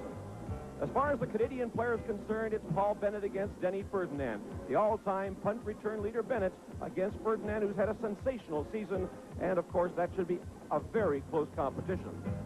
The rookie, Willard Reeves or Johnny Shepard. Who do you like? Shepard, 1,005 yards rushing.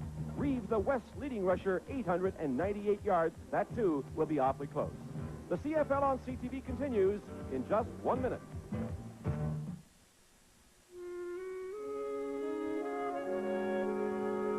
When I met Christine Marshall, I could see her special talents made her a better teacher.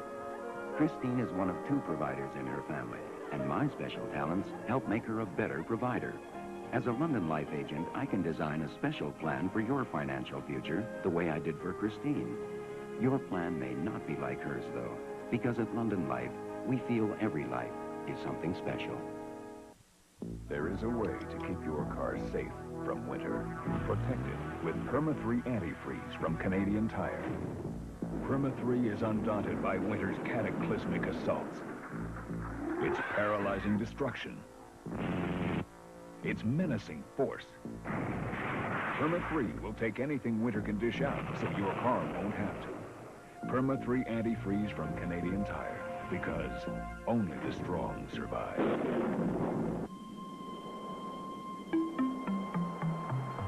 This man and woman are getting their money's worth out of their traveler's checks because they're not spending their hard-earned vacation worrying about losing them or using them. They stopped worrying at home when they chose Visa traveler's checks. After all, when your traveler's checks carry a financial symbol that's this well known throughout the world, you don't have a worry in the world. Visa traveler's checks. You don't have to lose them to be glad you chose them. Call me Chief. 3 generations of police chiefs stalk the same brutal killer. Charlton Heston, Chiefs. BC Lions with a 13-point lead over the Ottawa Rough-Riders and looking much sharper tonight than they have the past couple of weeks. And Roy DeWalt especially has looked good. No question about that, Dale, particularly offensively. And the Lions, of course, came out throwing the football almost every play. DeWalt completing his first 5 attempts. But then they found a little crack in the defense with the draw plays. Actually, DeWalt took off on a draw himself. He wound up fumbling the football, but the Lions got it down to the 4-yard line. They could not get it across the goal line, however, and they had to settle for a field goal. This was the only turnover of the first half. Kenny Clark as a thrower. What do you think? Kenny's had his troubles this year in throwing passes out of punt formation. I think he's about to give that part of his game up. That turnover resulted in the only major score for the BC Lions in the first half. Mervyn Fernandez, number 24, on a post pattern for 14 yards out, put the BC Lions ahead 16-3 at that point. And once again, the draw play was just about the only running play that the Lions were able to capitalize on. John Henry White set up their last field goal by Lou Pasaglia. He was 4 for 5 in the first half. It's a 19-6 lead for the BC Lions over the Ottawa Rough Riders. And this is the CFL on CTV. We'll have second half action in just a moment. Has he gone? Oh, let's put up the Stanley garage door opener. But it's our only night off. I can do it myself. It's a Stanley. Okay, we'll help. Santa won't have to wrestle with that door. Oh, he's so hard to shop for, so I got him the best Stanley. Boy, that was easy. Wasn't over our heads. He's got Merry Christmas. For me? Oh, it's a Stanley.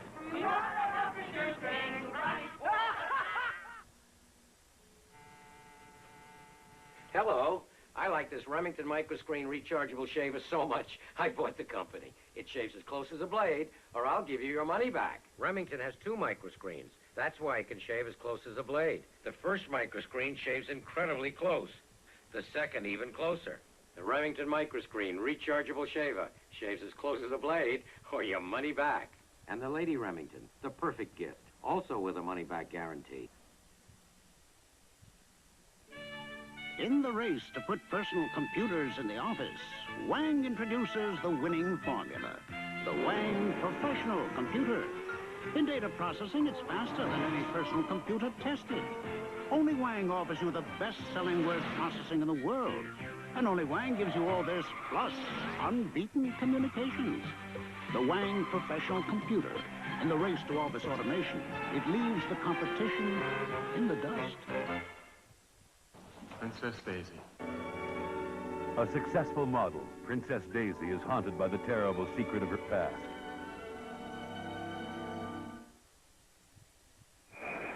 Well, the Ottawa Rough Riders kicking off to get this second half underway. Jerry Organ had his kick go out of bounds near the BC 15-yard line.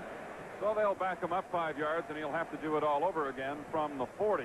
Ray Strong and Larry Crawford are back deep for the Lions. As you take a look at the first half stats, and BC in control of things, especially their passing game. Roy DeWalt hitting on 18 out of 24 for 154 yards. No team losses at all, and of course the only turnover was when Ken Clark fielded a high snap from center in a punting situation, ended up trying to throw the football and went incomplete. And here's Jerry Organ kicking off once more, and taking it from the 15-yard line is Larry Crawford, number 28. And he looks for that seam, he finds one and gets it out across the 40-yard line, where he's tackled by John Lynch, number 29, and Mike Graffey, number 42. A 26-yard return for Crawford, and the Lions have good field position to start this third quarter. They lead it 19-6. Lou Pasaglia, 4 out of 5 field goals in that first half. The only touchdown scored by Mervyn Fernandez. Jerry Organ has 2 field goals for Ottawa. DeWalt stays in there at quarterback. First down from the 40. Offensive line has been giving DeWalt good protection. He finds Chapdelaine coming across the middle. He's tied up by Ricky Barton, all down short of the first. Near the 47, it'll be a gain of about 6 yards. Good block by John Pancras to allow Chapdelaine to pick up a couple extra yards. That underneath pattern, of course, made famous by the BC Lions' Sammy Green this year, who has most recently departed. You can see the block right there by Pancras on Rick Sovieta, number 75. It'll be second and just over 3. Here's the second down play for the BC Lions from their own 47-yard line. They need 3 for the first. Open is Pancras. First down. Takes a solid hit from Ivory Curry, who's really been knocking people around out there in this ball game. Newcomer defensively for the Ottawa Rough Riders. Pancras does a good job of hanging onto the football. First down at the Ottawa 53. Oh, he does take quite a shot from Dury. Once again, the rookie out of the University of Florida, which we've mentioned on several occasions. But Pancras is having quite a good evening himself. As you can see, 6 receptions over the course of tonight's activity. And Dale, we have one of the all-time great BC Lions, Willie Fleming, in the booth with us, and hopefully we'll be able to talk to Willie in just a moment. Look forward to hearing from him. Jeff Delane. The country will appreciate that, I'm sure. Jeff Delane taking the pass from DeWalt. He has a gain of about 5 or 6 yards on the play. Charles Cornelius knocked him down, number 22. It'll be second and about 5 yards to go. They give him a gain of 5. Just a reminder to Ottawa football fans that end zone seats for the November 13th Eastern semifinal will be available starting Monday. And they'll be selling for $2 each, those end zone tickets, for the game at Lansdowne Park. Second down and 5 for the BC Lions. Good protection for DeWalt again. Coming back towards the football, Jeff Delane again. Tackled by Ken Miller. He's short of the first down. They mark it at about the Ottawa 46.5. So it's a good 4 yards short of the first down, and we'll get a look at Lou Pasaglia punting. Dale, while we're bringing Lou Pasaglia and the field goal team on, maybe we can just have a small chat with Willie Fleming. Many people consider Willie the outstanding BC Lion of all time. I don't want to embarrass you, Willie, with the compliments, but it's great to see you back. What do you think of the Lions 83 edition? Well, I think the Lions 83 are going all the way to the Grey Cup, and I hope I can come back to see them do it. Good for you. Well, I certainly know that fans across the country appreciate the fact that a back of your stature would be back and hoping the BC Lions well, but this is a ball club that has set team records in the last couple of years as far as scoring is concerned. They are an exciting football club.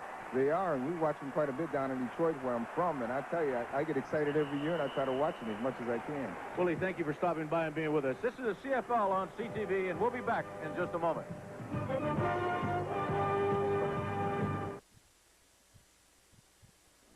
As you know, Class Lotto 649 has paid some rather attractive jackpots.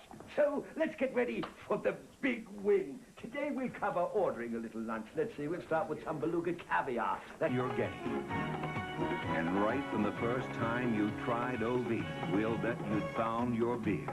That's why you just say OV for that great tasting beer. OV, OV, oh yeah, you just say OV.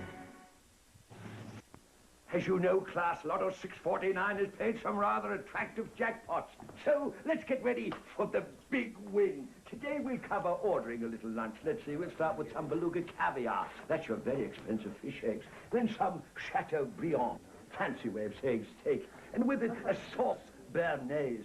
That's what rich people use for ketchup. Lotto 649, exceptionally attractive prizes, $1 the ticket. Will you be ready? 7-year veteran offensive guard Glenn Leonhardt of the BC Lions out of the University of Manitoba. Taking a rest now over at the BC bench as Lou Pasaglia came up short on a 54-yard field goal attempt, and Ottawa has the football first and 10 near the 20-yard line following the return by Ricky Barden. Pasaglia is now 4 out of 6 tonight. Prince McJunkins, number 4, the quarterback for Ottawa. J.C. Watt's not here. He's at home injured. Wild hole. McJunkins just hurtled right over the top of JoJo Heath, I believe, and got a first down. I'll tell you, that is not a move that produces longevity in professional football. The BC Lions failed to contain the young quarterback on the right side there. He picks up 19 yards on the play, and watch this hurdle. Right over the top of JoJo Heath. JoJo's, where'd he go? 19-yard gain for Prince McJunkins. First down at the 39. Junkins looks for Stokwa, almost picked off by Larry Crawford. That would have been number 12 for Crawford this year, but it goes as an incomplete pass. Second down and 10. Here's another look at Crawford defending against Stokwa. I don't know. I think our ISO director, Fred Fleming, must have a crystal ball or something down there. He's picking out the defensive backs now. There you go, Freddie.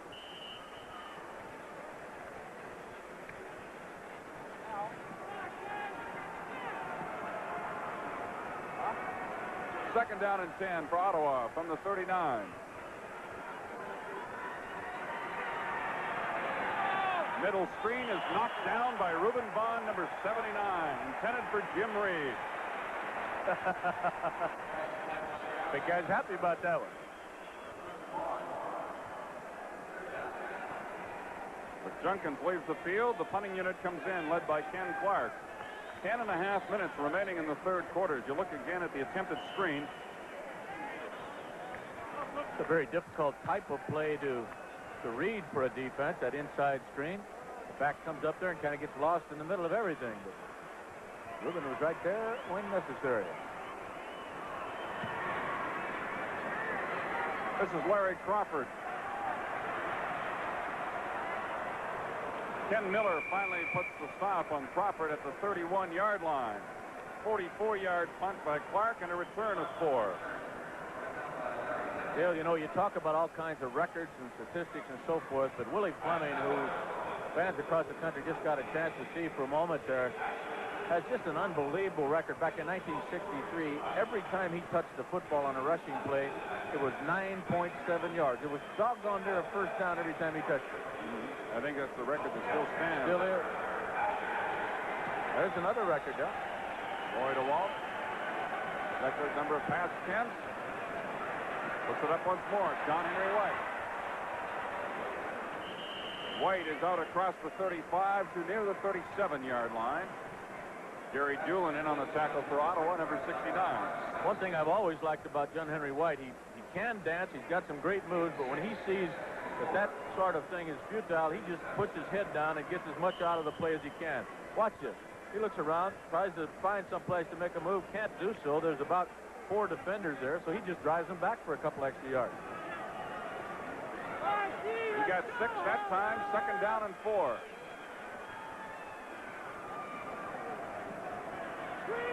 Screen to John Henry White. He's got a lot of blocking in front. And he's got a first down out to the 52-yard line.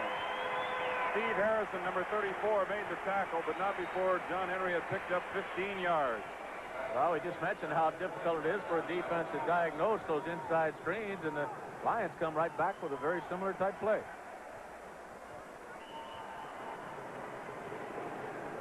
Head coach George Brancato of the Ottawa Rough Riders.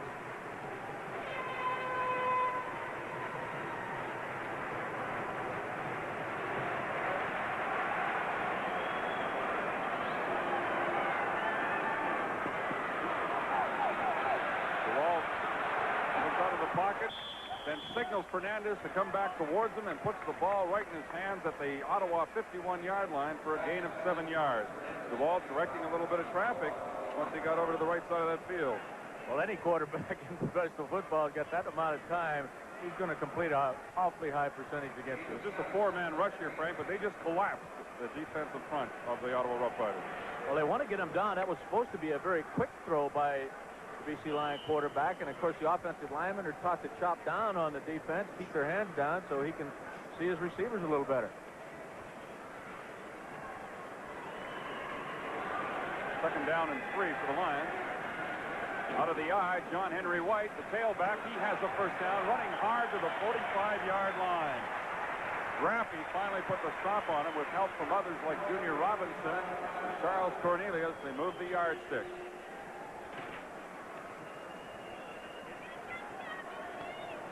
Ray Strong leading the blocking for John Henry White. They try the right side of that line behind John Blaine and Glenn Leonard. And it's the first. Lions dominating in that category here tonight. They've been able to drive the football. Ottawa hasn't. Fernandez. To the 30 and another first down. A gain of 15 yards. Al Washington making the stop defensively. Boy, you'd have to see Fernandez got all he could get out of that one, too. 3 defenders right there after the reception is made. Clark, number 25, was the first Ottawa Rough Rider there. Good drive by the Lions. They attempt to add to their 19-6 lead. At the moment, there's 7:05 remaining in this third quarter.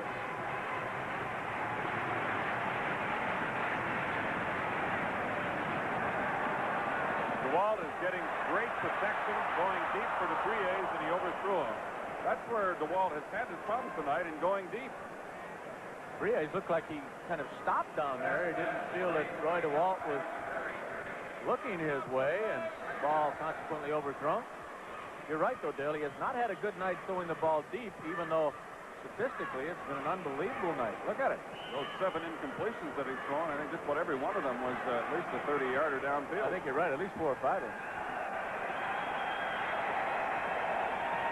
Ivory Curry providing the coverage of Mark Briez.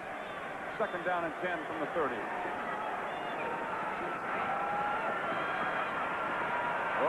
Right through the fingers that time, Briez, number 3. Would have had a first down inside the 20-yard line. The drive now stalls, and Lou Pasaglia will come in and attempt his 7th field goal.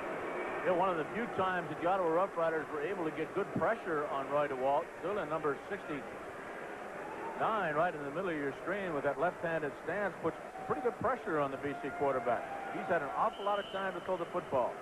You know, I'm surprised that Roy DeWalt is still in the ball game, Dale and Frank.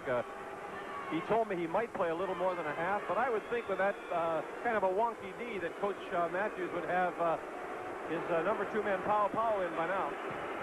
37-yard field goal attempt by Pasaglia is good. And the Lions increase their lead over the Ottawa Rough Riders to 22-6. Pasaglia's 5th field goal of the ball game, and we're coming back in just a moment.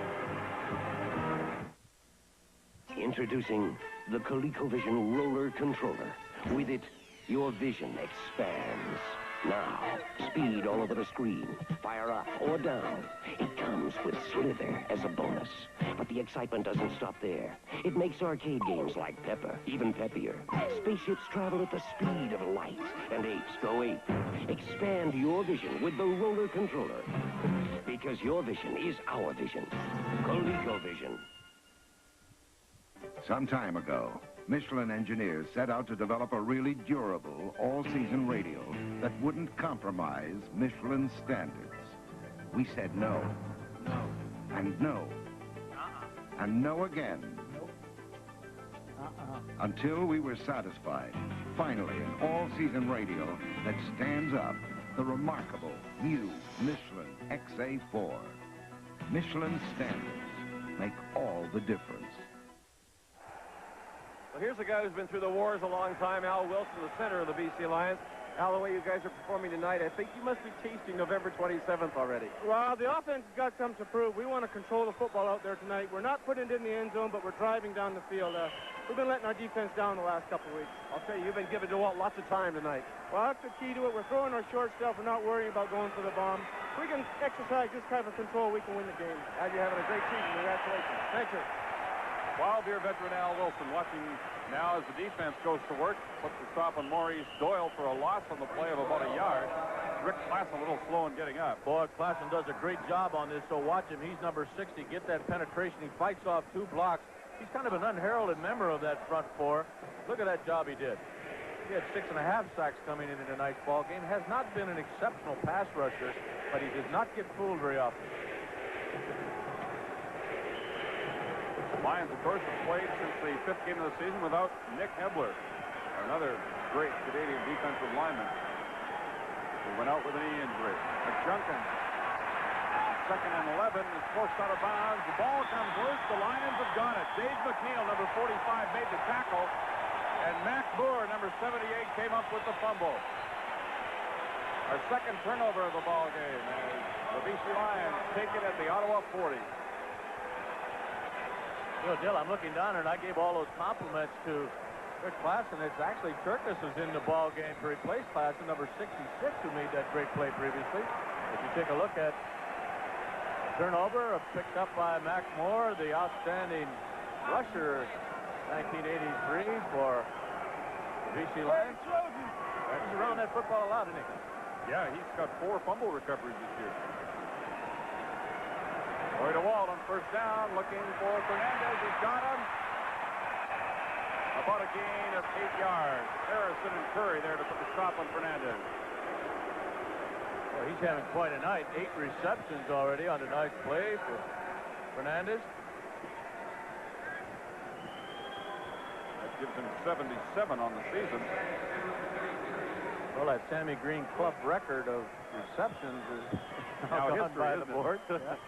Sammy had 75 while he was with the Lions.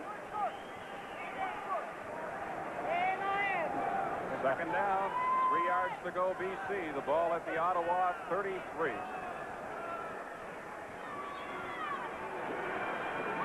John Henry White, that offensive line led by the veteran Al Wilson, was just doing a masterful job up front. Another first down for BC. And John Henry White is picking up big yardage here tonight. Good block by Strong, once again leading his running mate into the middle of that line. He's got a good block on Steve Harrison, the young linebacker of the Ottawa Rough Riders. Crowd of about 40,000 on hand here tonight at BC Place Stadium. You saw Pow Pow standing alongside head coach Don Matthews. Pow Pow not loosening up at all. DeWalt in action, and he's going to have to run with it for the second time tonight. This was not a planned play like it was on the quarterback draw, and he picks up about 5 yards.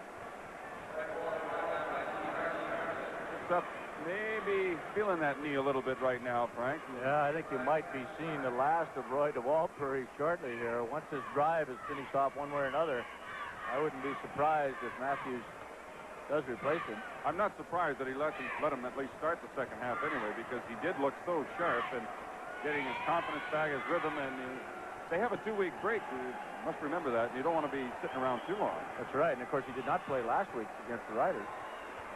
John Henry White on the draw. He has a first down near the 15-yard line. Very impressive looking drive now for the Lions. Walls is very definitely favoring that right knee.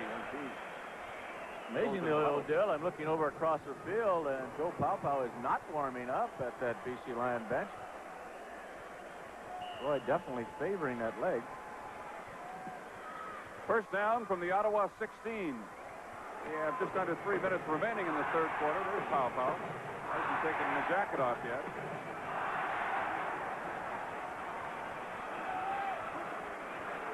Penalty flag comes down. It looked like one of the wideouts took off a little too early. DeWalt threw this one for John Henry White. Short. Big pressure from Al Washington. He was all over DeWalt. Offside against the Lions.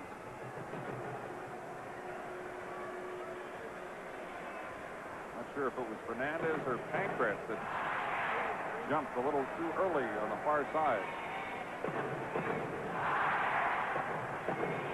Captain Greg Marshall checking things over with the referee, Jim Hope-Ross. Offside, British Columbia number 24, declined. That was Fernandez. It'll be second down and 10 from the 16-yard line.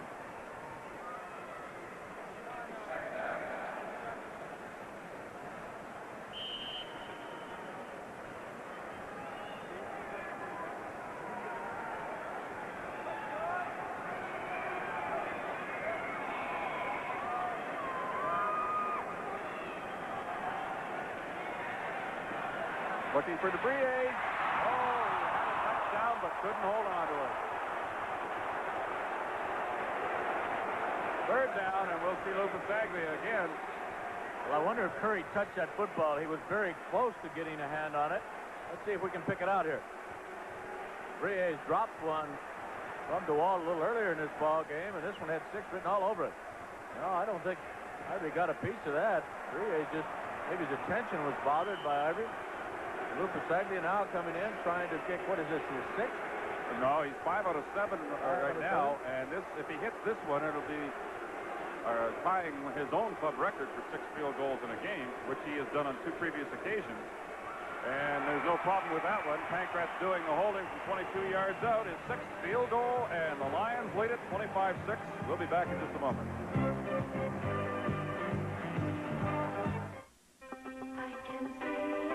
Braun. Ultra thin foil, platinum coated, smooth and close, and only Braun has it. If you don't believe there's a difference, shave with your rotary. Then shave right away with Braun. You can hear Braun cutting the stubble you left behind. You can sense the Braun difference.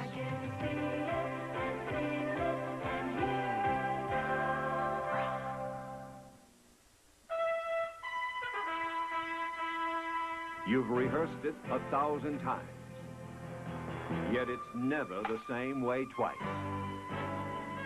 But right from the first time you played, you knew you had found your game.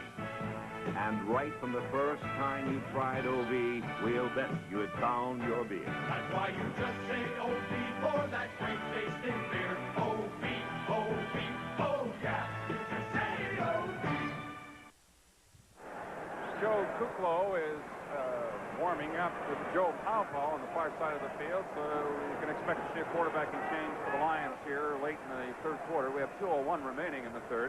Ottawa with the football now from their own 35, following Pasaglia's sixth field goal of the night, tying his own club record for field goals in a single game. The CFL record, by the way, is 7 in a single game.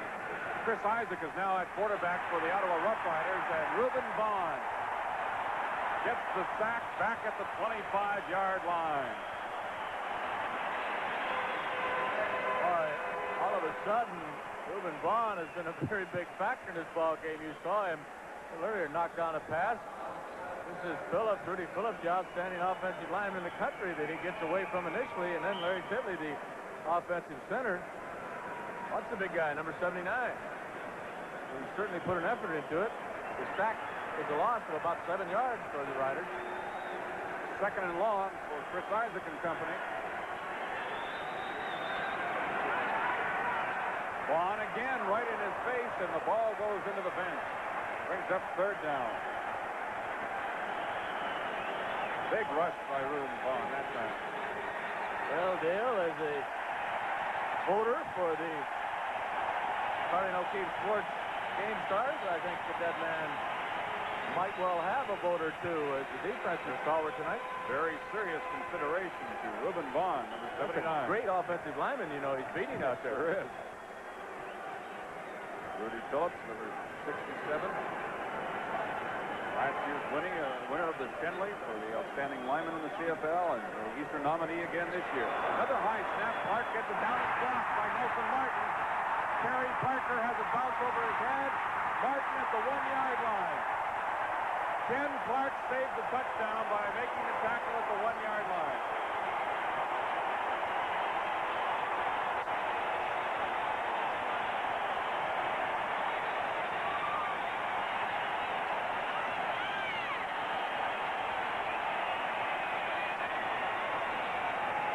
Dale, I think that ball, that bad snap is what gave Martin time enough to get in there to block that kick.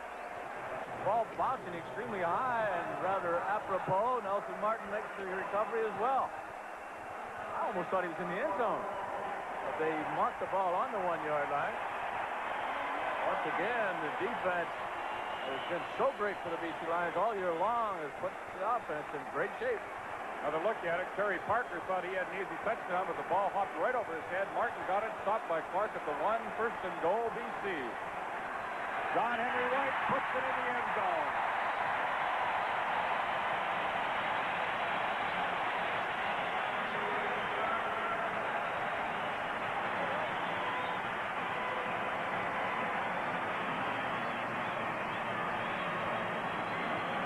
As you've seen all night long, Ray Strong leading John Henry White up into the middle. A great block by Strong. Look at that. Oh, Junior Robinson, he just devastated the young safety of the Ottawa Roughriders. Let's go down to field level with Al McCann. Well, everything's going great for the BC Lions, and Roy DeWalt had I thought, a very outstanding first half and part of the third quarter, Roy. One little time, I thought you might have hurt the knee a little bit, but you stayed in. Well, I got it bumped a little bit. It didn't hurt that bad, but it did get a slight bump. You had to be pleased the way it went. Well, I'm very pleased because it was a game that we needed to tune up on, and we did do that, and I feel pretty good about myself today, and I think it's going to carry over into the final. And you've got 2 weeks now to get ready. Well, that's right. So we just happy to, real happy about everything that's happening. Congratulations, Roy. Thanks, Al. Louis Pasaglia just converted the touchdown by John Henry White, giving the Lions a 32-6 lead. And I know we're talking an awful lot about records, Frank, but now Louis Pasaglia is in a position where he could become the all-time single-season scoring champion in the CFL. He's going to take a very serious run at it. The record is 195, set by Dave Cutler in 1977. Pasaglia coming into the ball game had 169. And right now, Pasaglia has 189.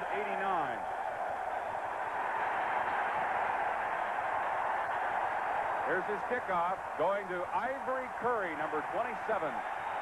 Cut from behind by Andre Jones, number 32. He stumbled forward and was pinned by Brent Reset at the 28-yard line. A return of 23 yards, and now Crazy George has got the fans going again, section by section. Lower and upper levels simultaneously. Can you imagine what Grey Cup's going to be like when they have 60-some thousand screaming fans here? The Western Final as well.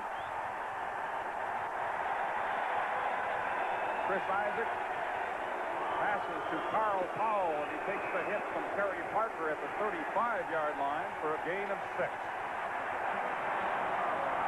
Carl Powell playing second straight game for the Ottawa Rough Riders. Last week, he played against Montreal. Marette Ford is not playing tonight. He's out with an injury. Well, I guess this is kind of sweet revenge for BC Lions fans because the Ottawa Rough Riders blew away this ball club a little earlier this year on September 2nd, 49-19. Tyrone Gray takes the pass from Chris Isaac, hit immediately by JoJo Heap and forced out of bounds at the 44-yard line. The gun sounds to end the third quarter with the score BC 32, Ottawa 6. We'll be back with the fourth quarter in a moment. First came table model video recorders, then the portable.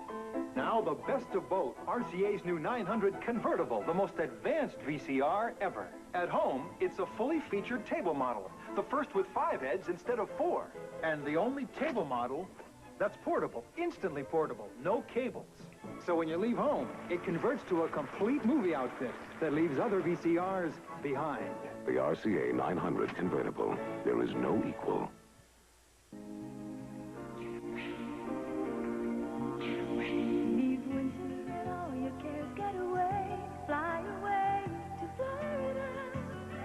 Is waiting, the water is fine. The family will love it, so it's the time to get away to Florida. Get away with their Canada. Get away. When Apple invented the personal computer, we were all alone in the world. But soon it seemed that everybody was trying to build a better Apple. Well, somebody finally did. Lisa from Apple. So advanced it puts us right back where we started. Alone again. Soon there'll be just 2 kinds of people. Those who use computers and those who use apples. Kevin Konar, number 31 of the Lions, has a fan club, and he's on the field now because Ottawa's got the football. First down from 44. Mac Moore and Reuben Vaughn team up to get the quarterback again. The Lions are putting it to the Ottawa Rough Riders as we get the fourth quarter underway. 32-6 the score. The loss of 5. Back to the 39. Second down and 15. Well, I don't know how they officially credit these things, but I would think that Mac Moore would get credit for that sack, number 78. If so, I believe he's leading the entire Canadian Football League in that category. Well, how many has he got now? Well, he had 15 and a half coming in, and Greg Marshall, who had the same, has not gotten a sack tonight. He did have one, but it was taken away by penalty. Vince Goldsmith has 19 and a half. Oh, does he have? Oh, I'm sorry. Third quarter stats. See the Lions piling up the yardage as well as the score. Isaac in trouble again, but he got away from it. Throws complete to Pat Stokwa out at the 52-yard line, but it'll be just short of the first down, and Ty Cruz is injured, the middle linebacker, who is rushing on the play. First catch of the night for Pat Stokwa. You see Cruz coming up here, just on the left side of your screen, number 50. He's one of the silent folks on that defensive unit. It doesn't get much credit, but boy, he does not make very many mistakes. Looks like he took a helmet in the lower leg from Mac Moore. Well, that's much more preferable than see him getting that leg twisted somehow. It will be short for the first down for the Riders. What a strange league it is, gentlemen. Last week we were commenting the BC Lions couldn't do a thing, and tonight they've got Got it going on all cylinders just 7 days later. Looks like he was hit by one of his teammates, quite possibly Reuben Vaughn right here. Yes, it was Vaughn's helmet that hit his knee.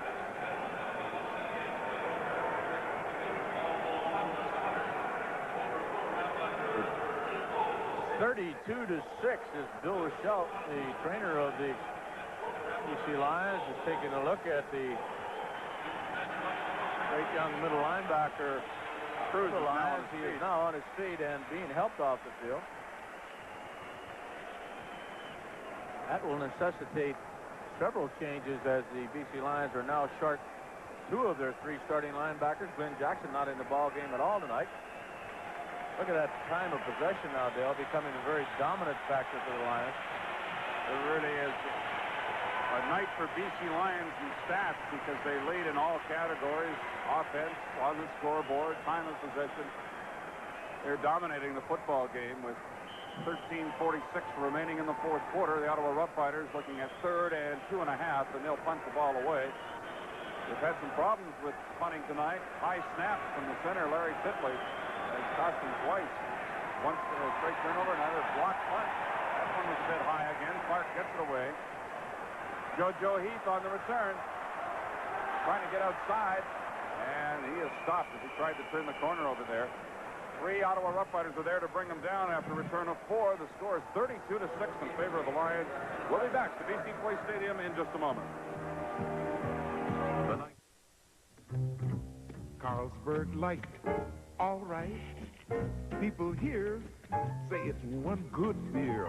Carlsberg Light, all right. Cold as ice, it's one real good beer. Crack the cold one and you'll see why it's that light, refreshing taste for me. Carlsberg Light, all right. Raise a cheer for good beer. I'm talking state of the art. I tried, sir.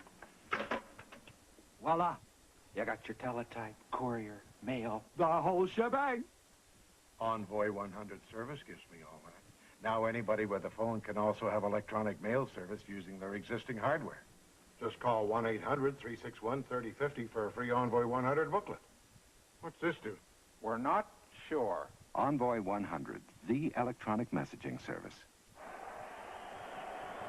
BC Lions have got the football at their own 23-yard line. Joe Paupau has now come into the ball game, replacing Roy DeWald, who leaves after an impressive night directing the BC Lion offense.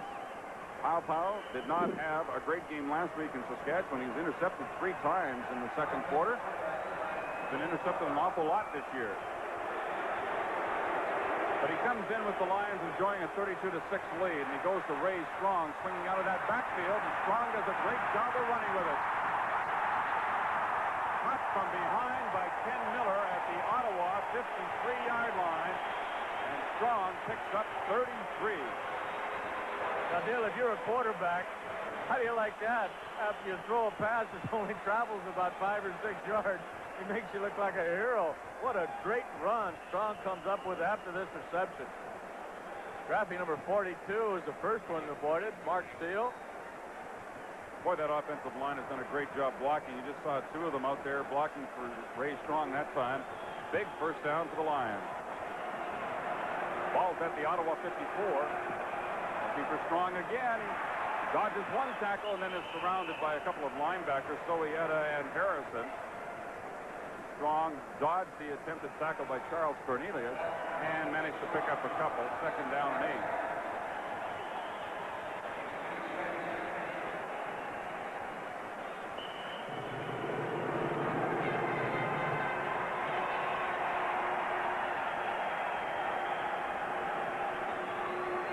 Joe Paupau replacing Roy DeWald.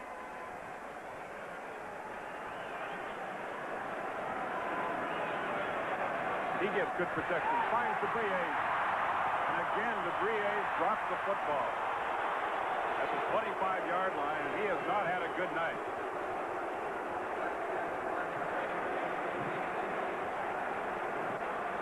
Well, it's too bad for that youngster dropping a football all over the place tonight, although that ball was really kind of stripped with him. Wonder if Al McCann has had the opportunity to find out about Ty Cruz, the great little linebacker of the Lions, by now. I know a major concern for BC Lions fans. As a matter of fact, Frank, it's good news. The trainer, Bill Rochelle, and the doctor, they feel it's a hyperextension of the knee, which, of course, is not all that serious. They're going to ice it down. They feel Ty will be ready for the playoff game. Lou Pasaglia with his first punt of the ball game, and it's a beauty.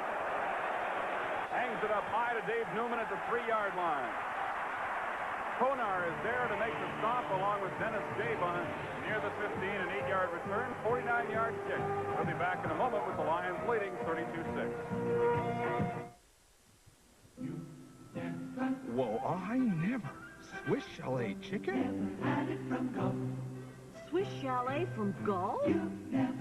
2-quarter chicken dinners Never had such a deal for $5.92. Yours from Gull. A coupon for 2. Fries. Never had such a deal. Only $5.92 for 2? Great chicken. Great deal.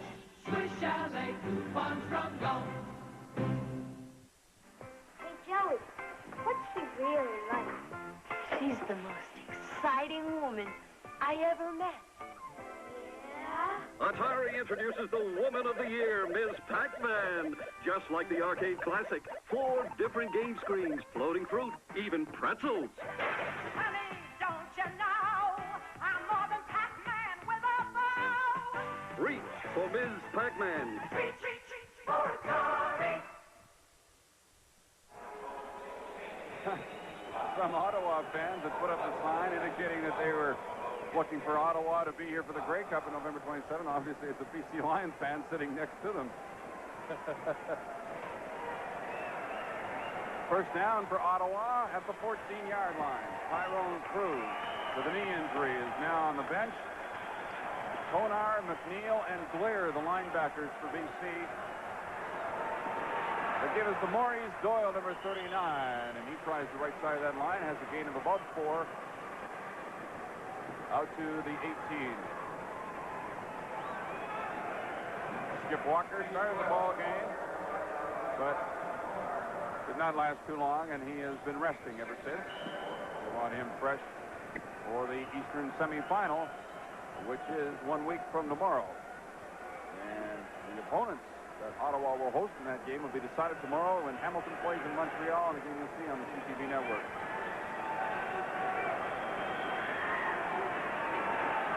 Chris Isaac on second down and 5, going deep for Tyrone Gray, who's open. And the former BC Lion takes it all the way. 91 yards.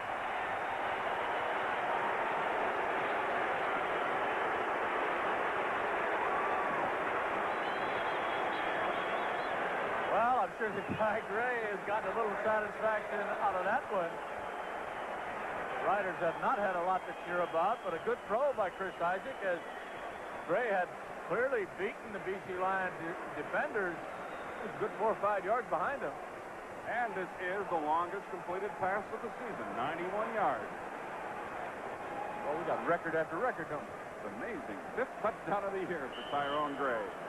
He's JoJo Heath, the right cornerback on that one.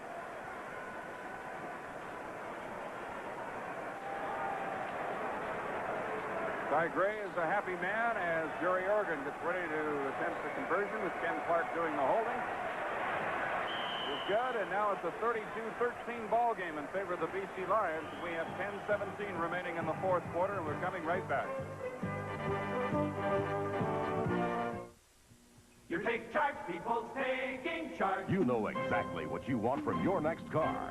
Taking charge in your own way. You're taking charge with Chevrolet. Your best buy, period. Take charge, people. 84 Chevy Celebrity, front-wheel drive high-tech, family-size room, family-size fuel economy, gas or diesel, and a price that's down-to-earth Chevrolet. 84 Chevy Celebrity. Price the way you want to pay. You're taking charge with Chevrolet. Hey, Canada. Welcome to Miller Time. Now through here, it's yours and mine. Bring your thirsty self right here. You've got the time, we've got the beer for what you have in mind.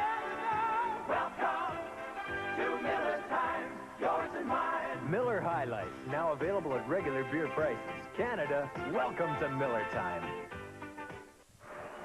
Dale Isaac with Frank Rigney and Al McCann back at BC Place Stadium. The Ottawa Roughriders preparing to kick off following an exciting 91-yard touchdown. Chris Isaac to Tyrone Gray, the longest pass play of the year in the CFL. Jerry Organ is ready. Ottawa short kickoff, looking for a short kickoff here, at least showing the possibility of one. It's not going to go far enough. Didn't go more than 7 yards that time. He has to go at least 10. BC doesn't care. They'll take it right there. That's at the Ottawa 52-yard line. That was Mike Hudson, number 23, the rookie for Ottawa that had to play the ball out of bounds.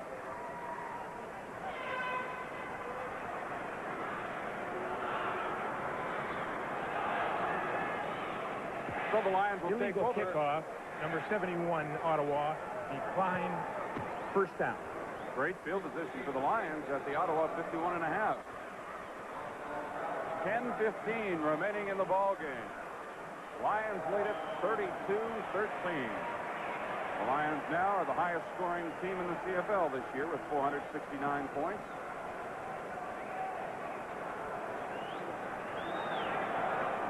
Joe Powell is in at quarterback, replacing Roy DeWall, who's probably going to be candidate for the Cardinal Chief offensive stars. John Henry White goes for a first down inside the 40.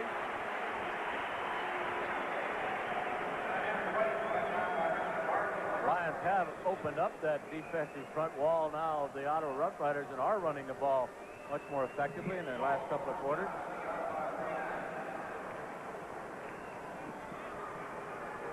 .121 yards now in total for BC Lion Ball Club on the ground. Thank you, Bob Lees, our statistician, and Doug Stone for all the work you've done here this evening. Joe Powell, short hop that one to Mark DeBries. It'll bring up second down.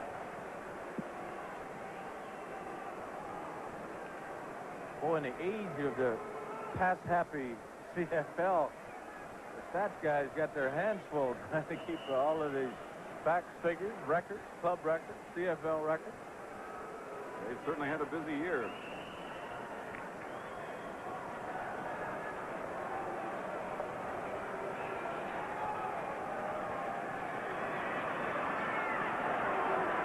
Powell with all kinds of time. Finds Chapdelaine open, but he's stopped immediately by Ricky Barden after a gain of only a couple, and that'll bring up third down, and we'll see Pasaglia trying a field goal. He's got 6 of them tonight, tying his own club record. If he hits this one, he'll tie the CFL record for field goals in a game. His 7th, currently shared by Trevor Kennard, Bob McAreedy, the former Saskatchewan Roughrider place kicker. 6 out of 8 right now, is that correct? Yep.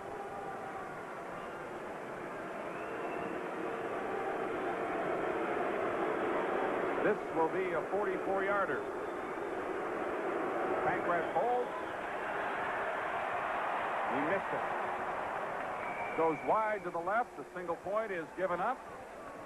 It's now a 33-13 ball game. The Ottawa Roughriders will take over at the line of scrimmage on the missed field goal, which is the Ottawa 37.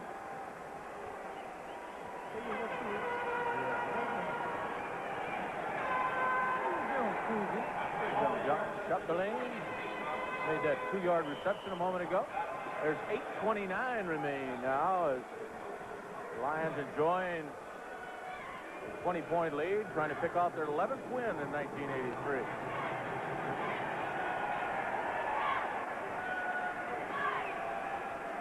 Chris Isaac goes for Carl Powell, number 3. Stopped immediately by Kerry Parker, who strips the ball away from the receiver, but the play had been whistled dead. It's a gain of about 3 yards to near the 40.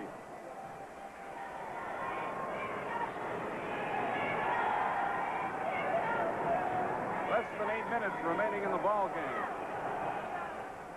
The attendance tonight, 42,901. Oh, what a great year it's been here at BC Place, attendance-wise. Almost a 44,000 average crowd for the Lions, including preseason activity. Just about double what they got at Empire Stadium. Mike Collymore, the intended receiver, knocked away. That'll bring up third down, and we'll see Ken Clark once more. Good defense. Andre Jones coming over there, knocking that one down.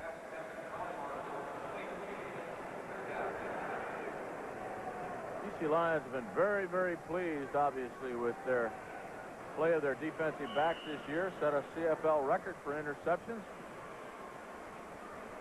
41 coming into tonight's game.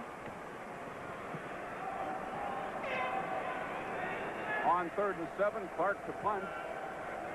JoJo Heath, Larry Crawford are the return men. Good snap this time. And a good kick by Clark. Crawford from the 17, penalty marker down already. Crawford trying to turn the corner and is forced out of bounds. Melvin Berg got over there to throw a block on Lynch, but he had already forced Crawford out after a return of 12, a 52-yard punt by Clark. Tomorrow afternoon on the full CTV network, Pat, Leaf, and Bill will be at the Olympic Stadium in Montreal as the Concords take on the Hamilton Tiger Cats in the showdown for third place in the Eastern Division of the Canadian Football League. The winner of that game will go to Ottawa a week from tomorrow for the Eastern semifinals.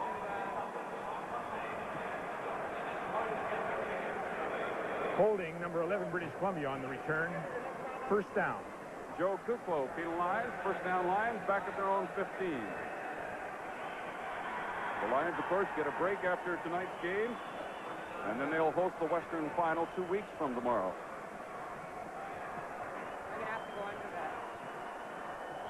Sammy Green no longer with the BC Lions.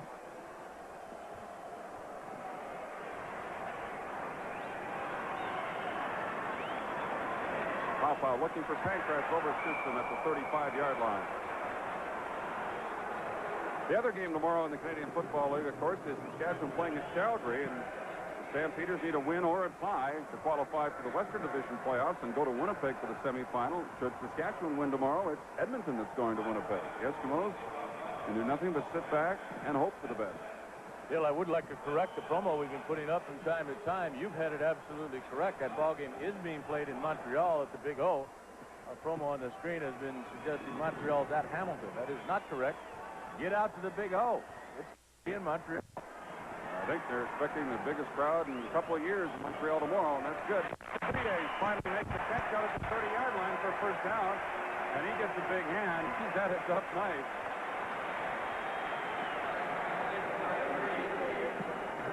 Pretty good pressure by Greg Marshall on Joe Pawpaw that time. That's something that the Riders have sadly lacked over the course of the season.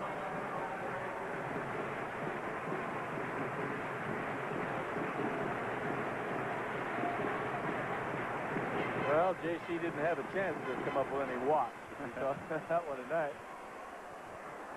A couple of the Ottawa Rough Rider defensive linemen jumped offside. Hand off to Ray Strong. He goes right up the middle for 10 yards, stopped by Steve Harrison, along with Mike Graffey, number 42. I think half the folks out there thought that play was blown dead. The other half didn't. It was an offside against the against the Ottawa Rough Riders. They obviously will take the gain as Strong has picked up a first down, a little over 10 yards on the play.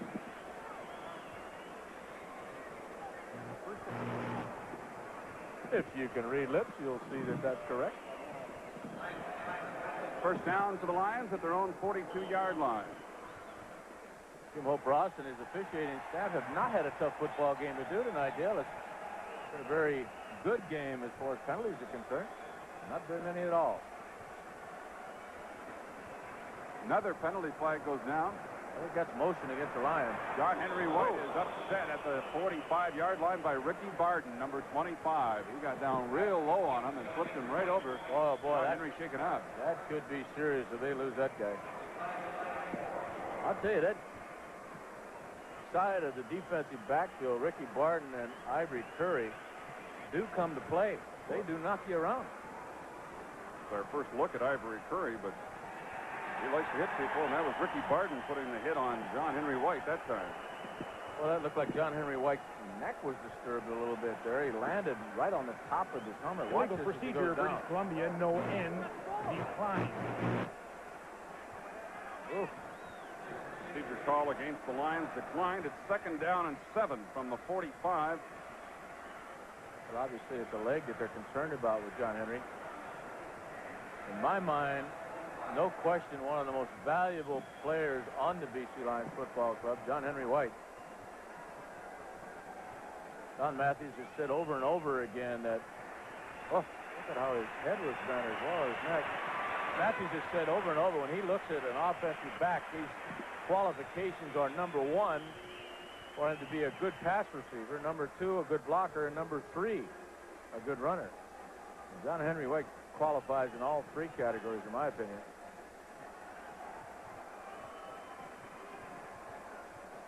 Total offense for the Lions tonight, now over 400 yards. They go to work on second down. Powell completes it to Fernandez, trying to get outside. Ricky Barden is there and hauls him down at the Ottawa 53. It's another first down for BC.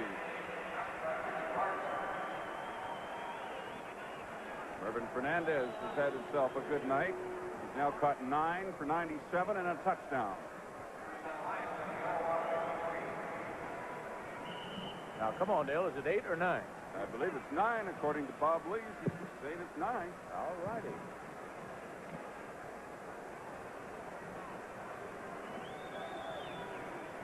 First down from the Ottawa 53. The give is to Ray Strong, number 34, and he gets to the 50-yard line for a gain of 3 yards. Randy Fournier now in there defensively for Ottawa, making the tackle along with Greg Marshall, number 66, Fournier, number 63. Second down and 7 from the Ottawa 50, and the extra defensive back checks in. That's John Lynch, number 29, Rick Sovieta, the linebacker, heads out.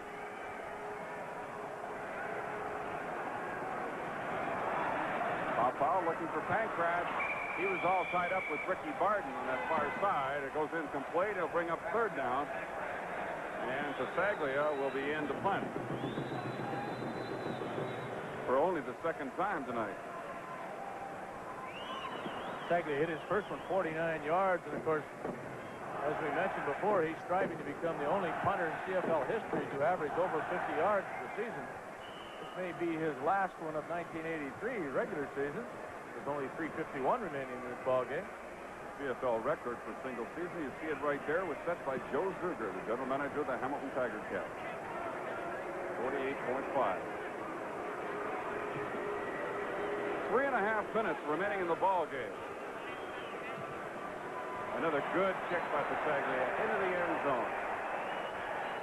Dave Newman gives up the single point. It's now a 34-13 ball game, and we have a flag down.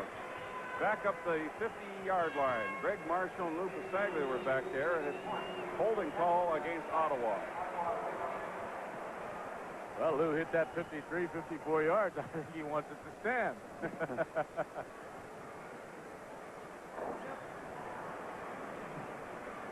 Have a discussion now. Penalty is against Ottawa. It would give the Lions a first down, and they would wipe out the single.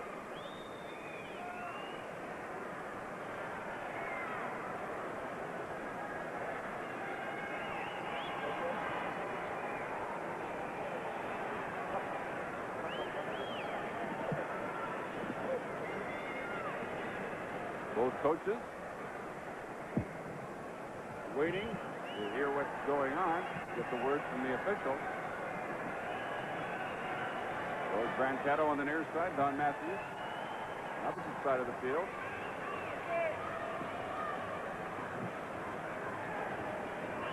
We'll get the call here from Jim Holt Ross and see what happened. Move it from the 10 to the 5. Must have meant that holding call was after the Riders had possession of the football. First down.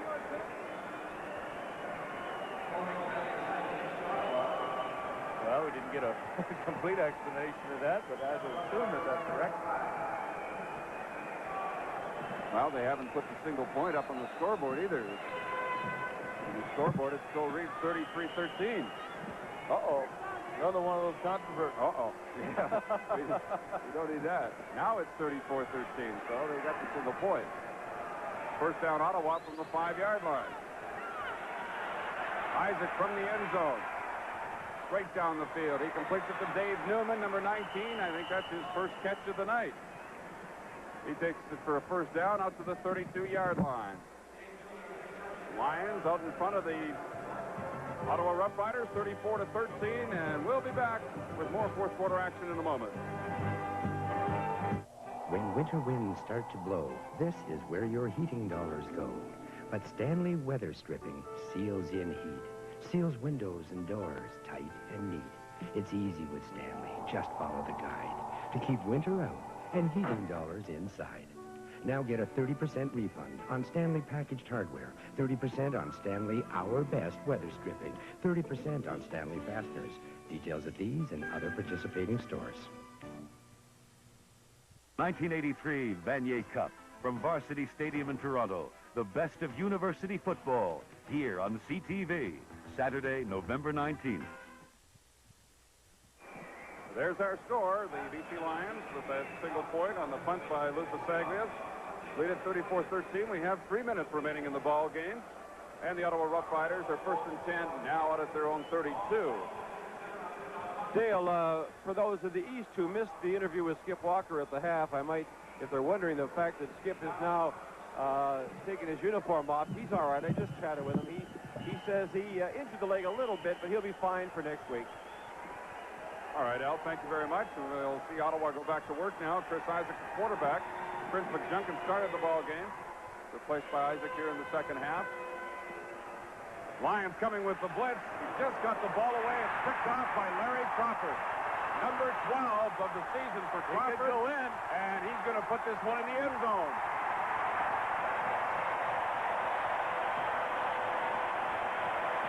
A 45-yard interception return for a touchdown. The second time Crawford's done that this year. As a matter of fact, the only regular defensive back for the Lions that doesn't have an interception return for a touchdown is Nelson Martin. And you can thank the offensive or the defensive line for the excellent pressure they put on the Ottawa quarterback. I believe it was Reuben Vaughn once again, either here or Mac Moore coming right up the middle, that allowed Larry Crawford to pick off a very easy interception. Larry knows what to do with it once he's got it.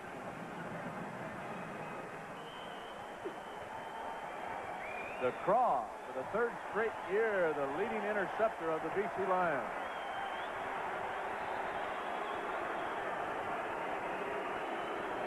Okay, now we've been informed that they did take the single point away from the BC Lions.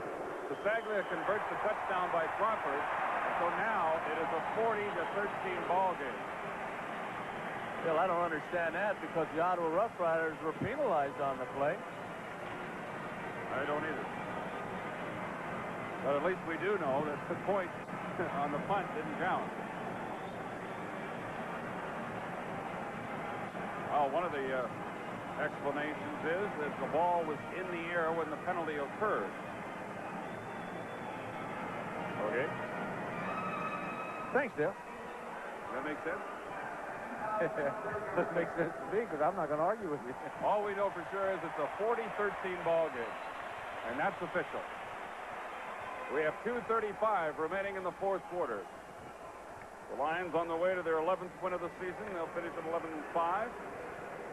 Ottawa will finish at 8-8, but a great second half of 1983 for Ottawa. One stretch there, they won 7 out of 8. This is Ivory Curry, number 27 on the return. And he takes it out to the 42-yard line where he's hit by Donnie Taylor, number 19, and Ryan Potter, number 33, a return of 35 yards. Taking a look at the Western Division standings, you see the Lions in first place. They'll host the Western Final. Winnipeg. I think you could safely update that to 11-5. That's right. Score. Yeah. Calgary, of course, tied with Edmonton right now. Calgary with the game tomorrow against Saskatchewan. Stampeders have to win or tie to clinch third place and go to Winnipeg for the semifinal. And we'll have that one for you a week from tomorrow on CTV. Isaac going long for Tyrone Gray. He hit him for a 91-yard touchdown earlier in this quarter, and this one is overthrown. We have Brent Rousset and Larry Titley exchanging pleasantries. Second down. Is that what they were doing? Brent Rousset, the second-year man out of UBC, playing that right defensive end spot for the Lions. Putting the pressure on Chris Isaac. I think that little bump on Isaac is what upset the veteran offensive center of the Ottawa Rough Riders. 2:24 remains now. 2nd and 10.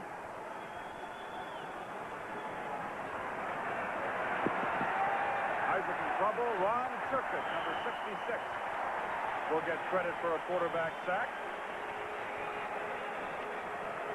I think that's the first sack for Ron Circuit in a much traveled year for him. And 5 sacks for the Lions tonight. He had another stop here at the BC. Well, he started here, didn't he? Yeah, well, he started in Saskatchewan. They traded him out here during training camp. And then he ended up going down east. He was in Montreal for a while. He was back in Winnipeg for a while and then returned to Vancouver. And the day he walked into practice, he got a standing ovation from the BC Lions. And he said, "It's all been a bad dream, guys." Well, I'd like to be his travel agent. Yeah.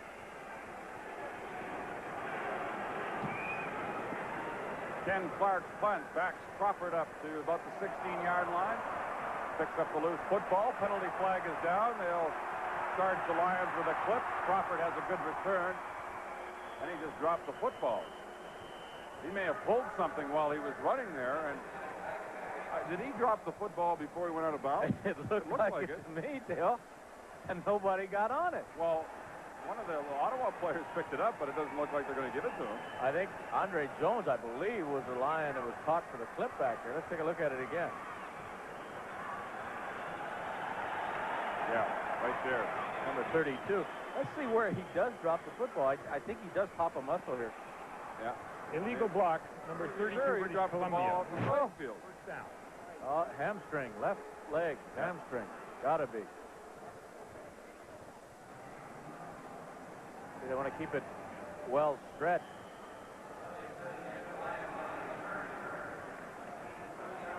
Look at this. There's no question he drops that football on the field. Yeah, he pulls up lame right there and just drops the ball. John Lynch stops and actually goes and picks the ball up, but the Lions have it. They're charged with a penalty. They're starting from their own 11-yard line with Donnie Taylor taking the handoff from Pau.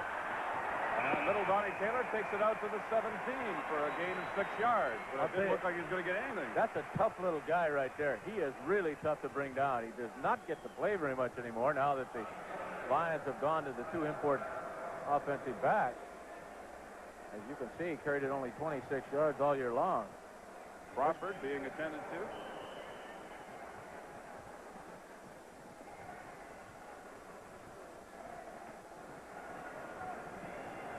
Second down and 3 for the Lions. It'll make it second down and 4.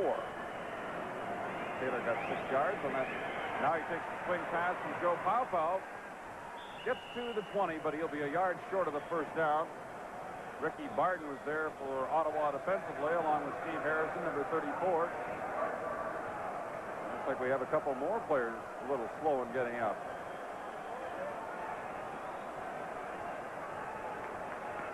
.121 remaining in the 4th quarter. And it's a 40-13 ball game in favor of the Lions. And this makes up for the 49-19 loss they suffered in Ottawa back on September the 2nd.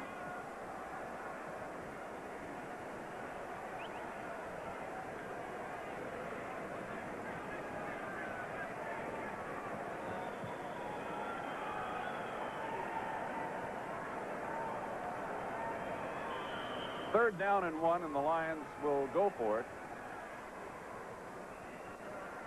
Andre Jones, the 6th defensive back for the BC Lions, got caught for clipping on that last punt return. Pau looks around and then just falls in behind Al Wilson, and we have Donnie Taylor fighting it out with Charles Cornelius and Ken Miller. Cornelius is ready to box it out with somebody. Actually, Ken Miller and Donnie Taylor were the first 2 people to come into contact with each other, but Cornelius was wanting to get right in there and have some for himself. Then you pick it up on the left side of your screen. There's Donnie Taylor, number 19. You can't see it on that replay, but here's where the confrontation starts. It's a first down for the Lions at their 21-yard line. We have penalty flag down. Rough play being charged against both clubs. Number 22, Ottawa. First down. Of course, after the play, and Pau had picked up the first down, BC just content now to try and keep possession of this football with just over a minute remaining. BC Lions, the most successful edition of the West Coast Ball Club in 19 years.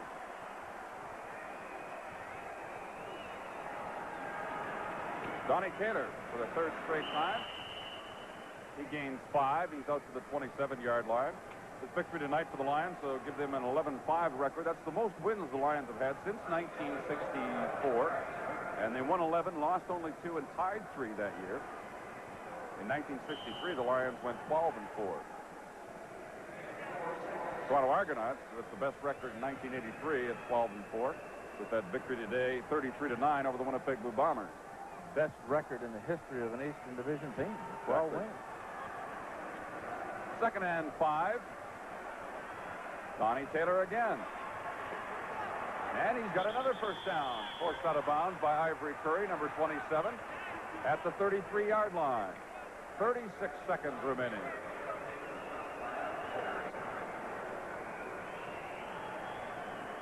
Well, the Lions certainly have looked good tonight, Frank, as they get ready to host the Western Final 2 weeks from tomorrow, and that was the key for them, is coming out and looking sharp.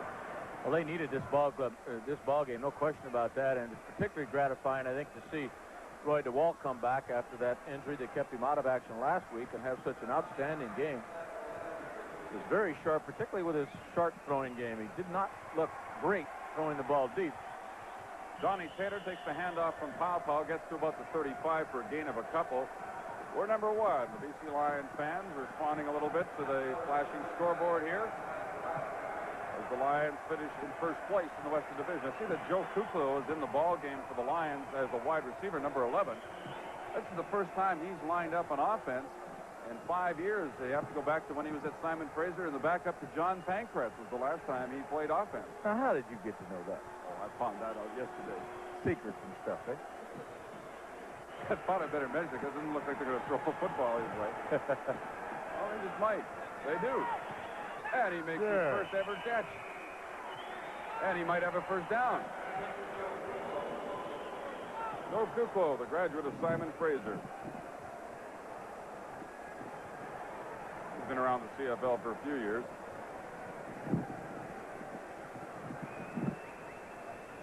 Now a member of the BC Lions makes the catch just short of the first down. It'll be 3rd and inches, and this will be the final play of the ball game coming up, with time now having run out on the scoreboard clock.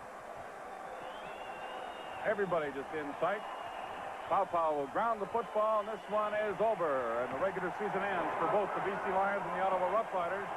The Lions close out the regular season in a big way with a 40-13 victory over the Ottawa Roughriders. Both teams now get ready for playoff action. Ottawa, a week from tomorrow, will host the Eastern semifinal. The Lions get a 2-week break, and they'll host the Western final 2 weeks from tomorrow, right here at BC Place Stadium.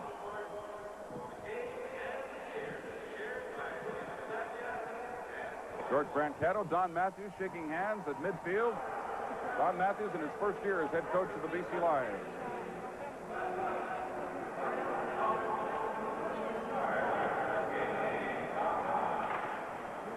What a satisfying victory for the BC Lions, who've been maligned by a lot of people, Dale, about their offensive efforts in the last 4 or 5 weeks.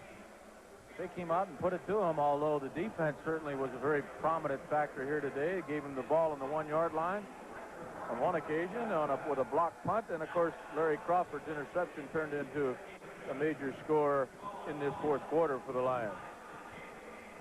Ty Gray, a former Lion who got a 91-yard touchdown tonight with Terry Parker. Let's go to Al. I've got head coach John Matthews with me. Coach, you've got to be very pleased, I would think. Last week, your football team played well defensively. You couldn't get anything offensively. Tonight, it both worked.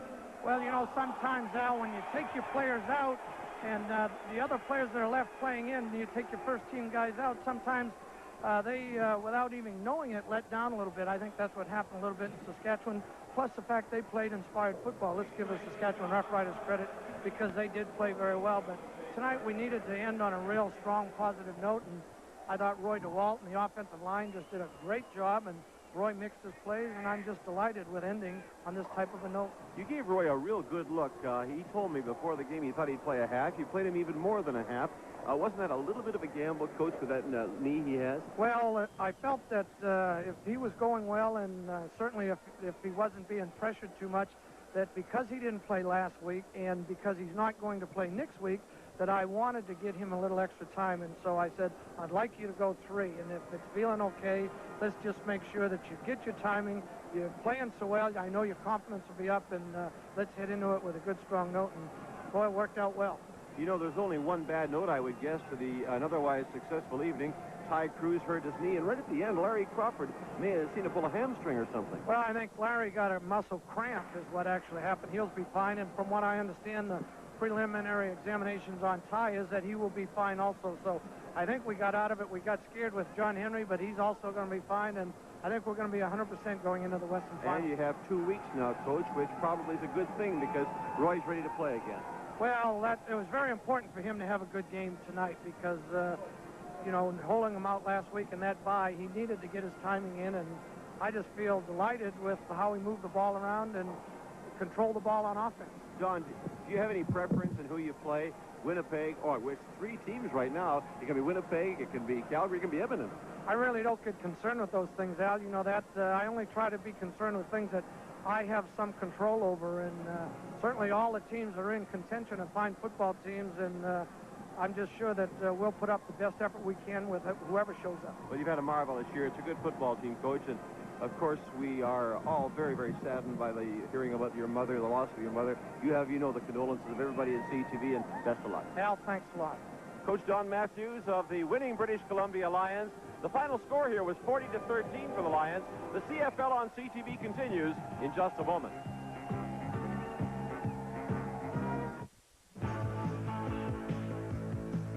Good morning. The sounds are in stereo, and it... Well, that's a great weekend coming up. News, weather, and sports at 5. Performance when you need it, gas or diesel. Versatility when you want it. The confidence of proven quality in GMC S15 compact trucks. Have a nice day, Dad. Sure did, honey. Are you sure you really want to go through with this? Well, sure, I'm sure. I've waited long enough. But you've never done it before. But you've never done it before, so... Anyway, it's easy. Think of the money. Money. Yeah, but money isn't everything. Oh, that's easy for you to say. Look, are you with me or not? Well, let's go do it. Yeah. Sooner or later, nearly everyone puts in the pink. They do it for the money they save. Fiberglass pink. You'll do it. For the money. Electra Home VCRs have all the features you want. 18-function remote, 2-week, 8-program timer, cable tuning, and more. Electra Home solid-state circuitry and 5-motor direct drive that eliminate up to 500 mechanical parts that can fail. For responsive controls and dependable performance, Electra Home VCRs, the performance you want and more. Fresh charcoal broiled chicken. Never had it so good. It's so good. You never. Meaty chalet ribs. Never had it so good. It's so good. You never. Tangy Swiss chalet sauce. Never had it so good. You It's never. so good. You never had it so good. It's on me. Never so good or so little. How to fly a plane. For the flight of your life, Airplane, a CTV movie special, November 12th.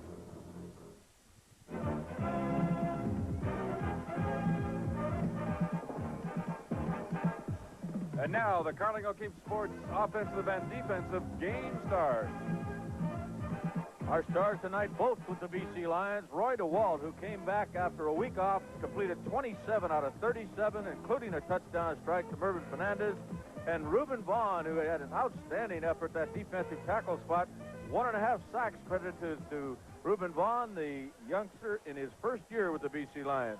That's your Carling O'Keefe Game Stars, and here's Al McCann. Okay, Frank, you've said it all. I'll tell you, those statistics tell the story. Ruben and Roy both had outstanding games. Roy, I was talking during the game to you about your knee. It seemed to come through real well, and, of course, that was the acid test. Well, that's right, and it was a game that we really needed to get us back into the tempo, to get us ready for the Western Final. So I was real pleased with what happened with the offense today. We put some good drives together. We got the ball into the end zone, so overall I was very pleased. Well, 27 completed passes got to make a quarterback smile, but the offensive line needs some congratulations, too. Well, that's right. They did an excellent job. I don't think I got sacked once all night, and I just stood back there and had a chance to pick up my receivers, and, hey, what can you say? 2 weeks off. It sounds kind of nice when you say it, but it might be too long.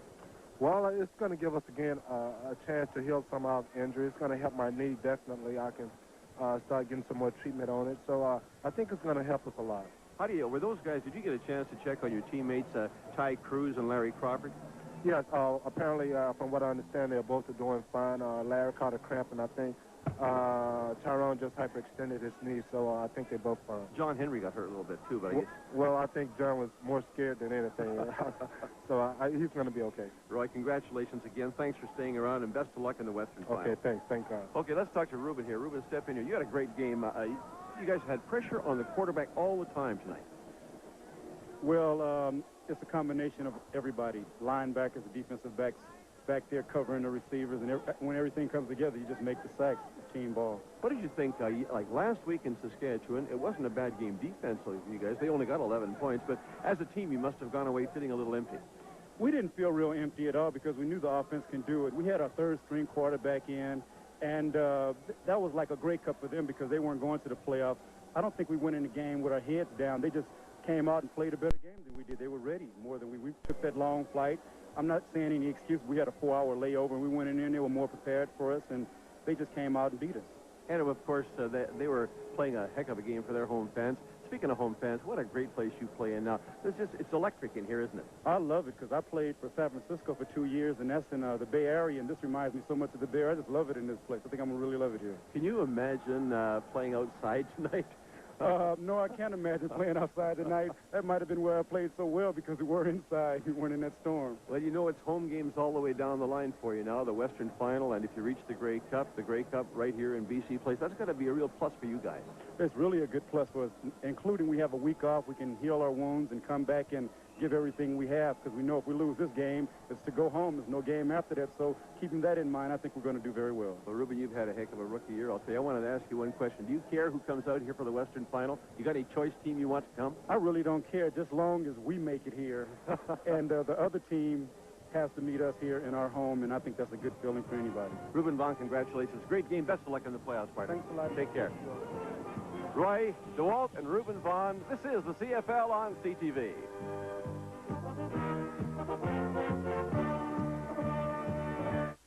Hey, Canada.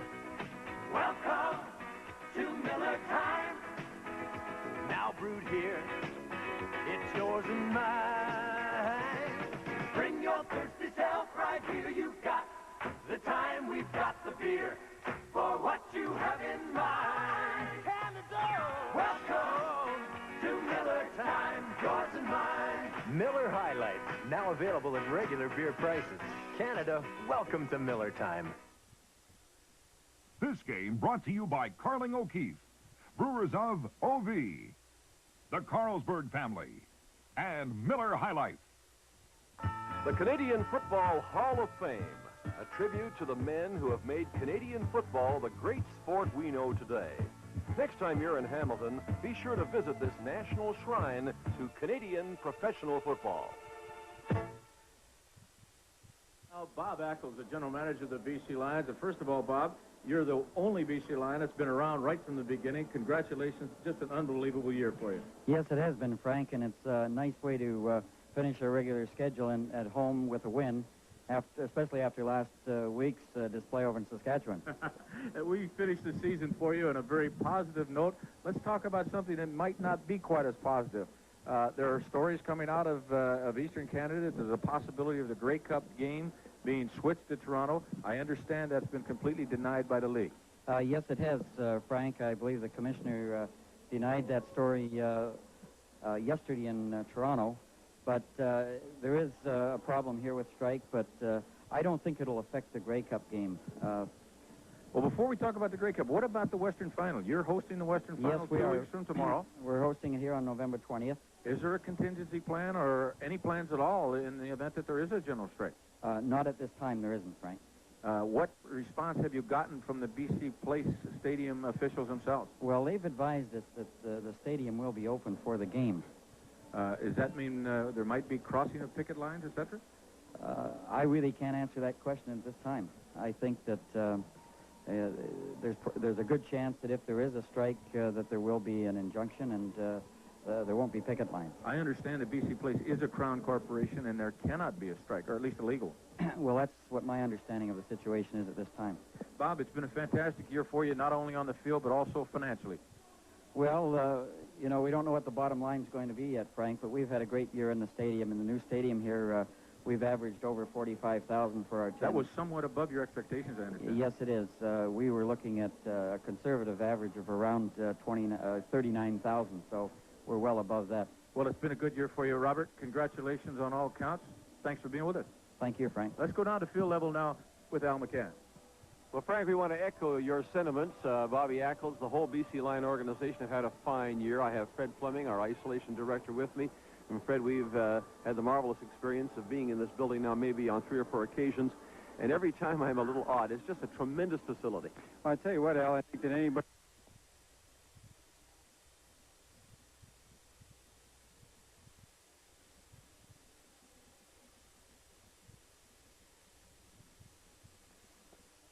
with this new building. It's just tremendous for Bobby Ackles, the entire BC organization.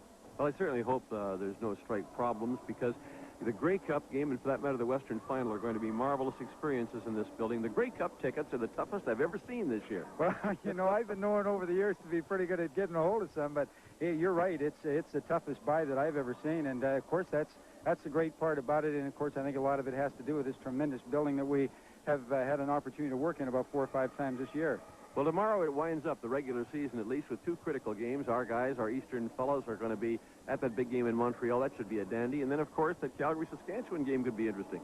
Well, that's right. I like Montreal, as a matter of fact. I like both home clubs right now. Montreal has been, they've had their problems over the last couple of years, but Joe Gallat has seemed to have gathered the team together, and they've performed very well. Thank you, Fred, for dropping by. The final score here was 40-13, a very impressive win for the British Columbia Lions, who finish in first place and will host the Western Final against either Winnipeg, Edmonton, or Calgary. And, of course, we'll know more about that in a week's time. The CFL on CTV is copyright strictly for the private use of our audience. Any retransmission, rebroadcast in whole or in part without the written consent of the CTV television network is strictly prohibited. This is the CTV Television Network.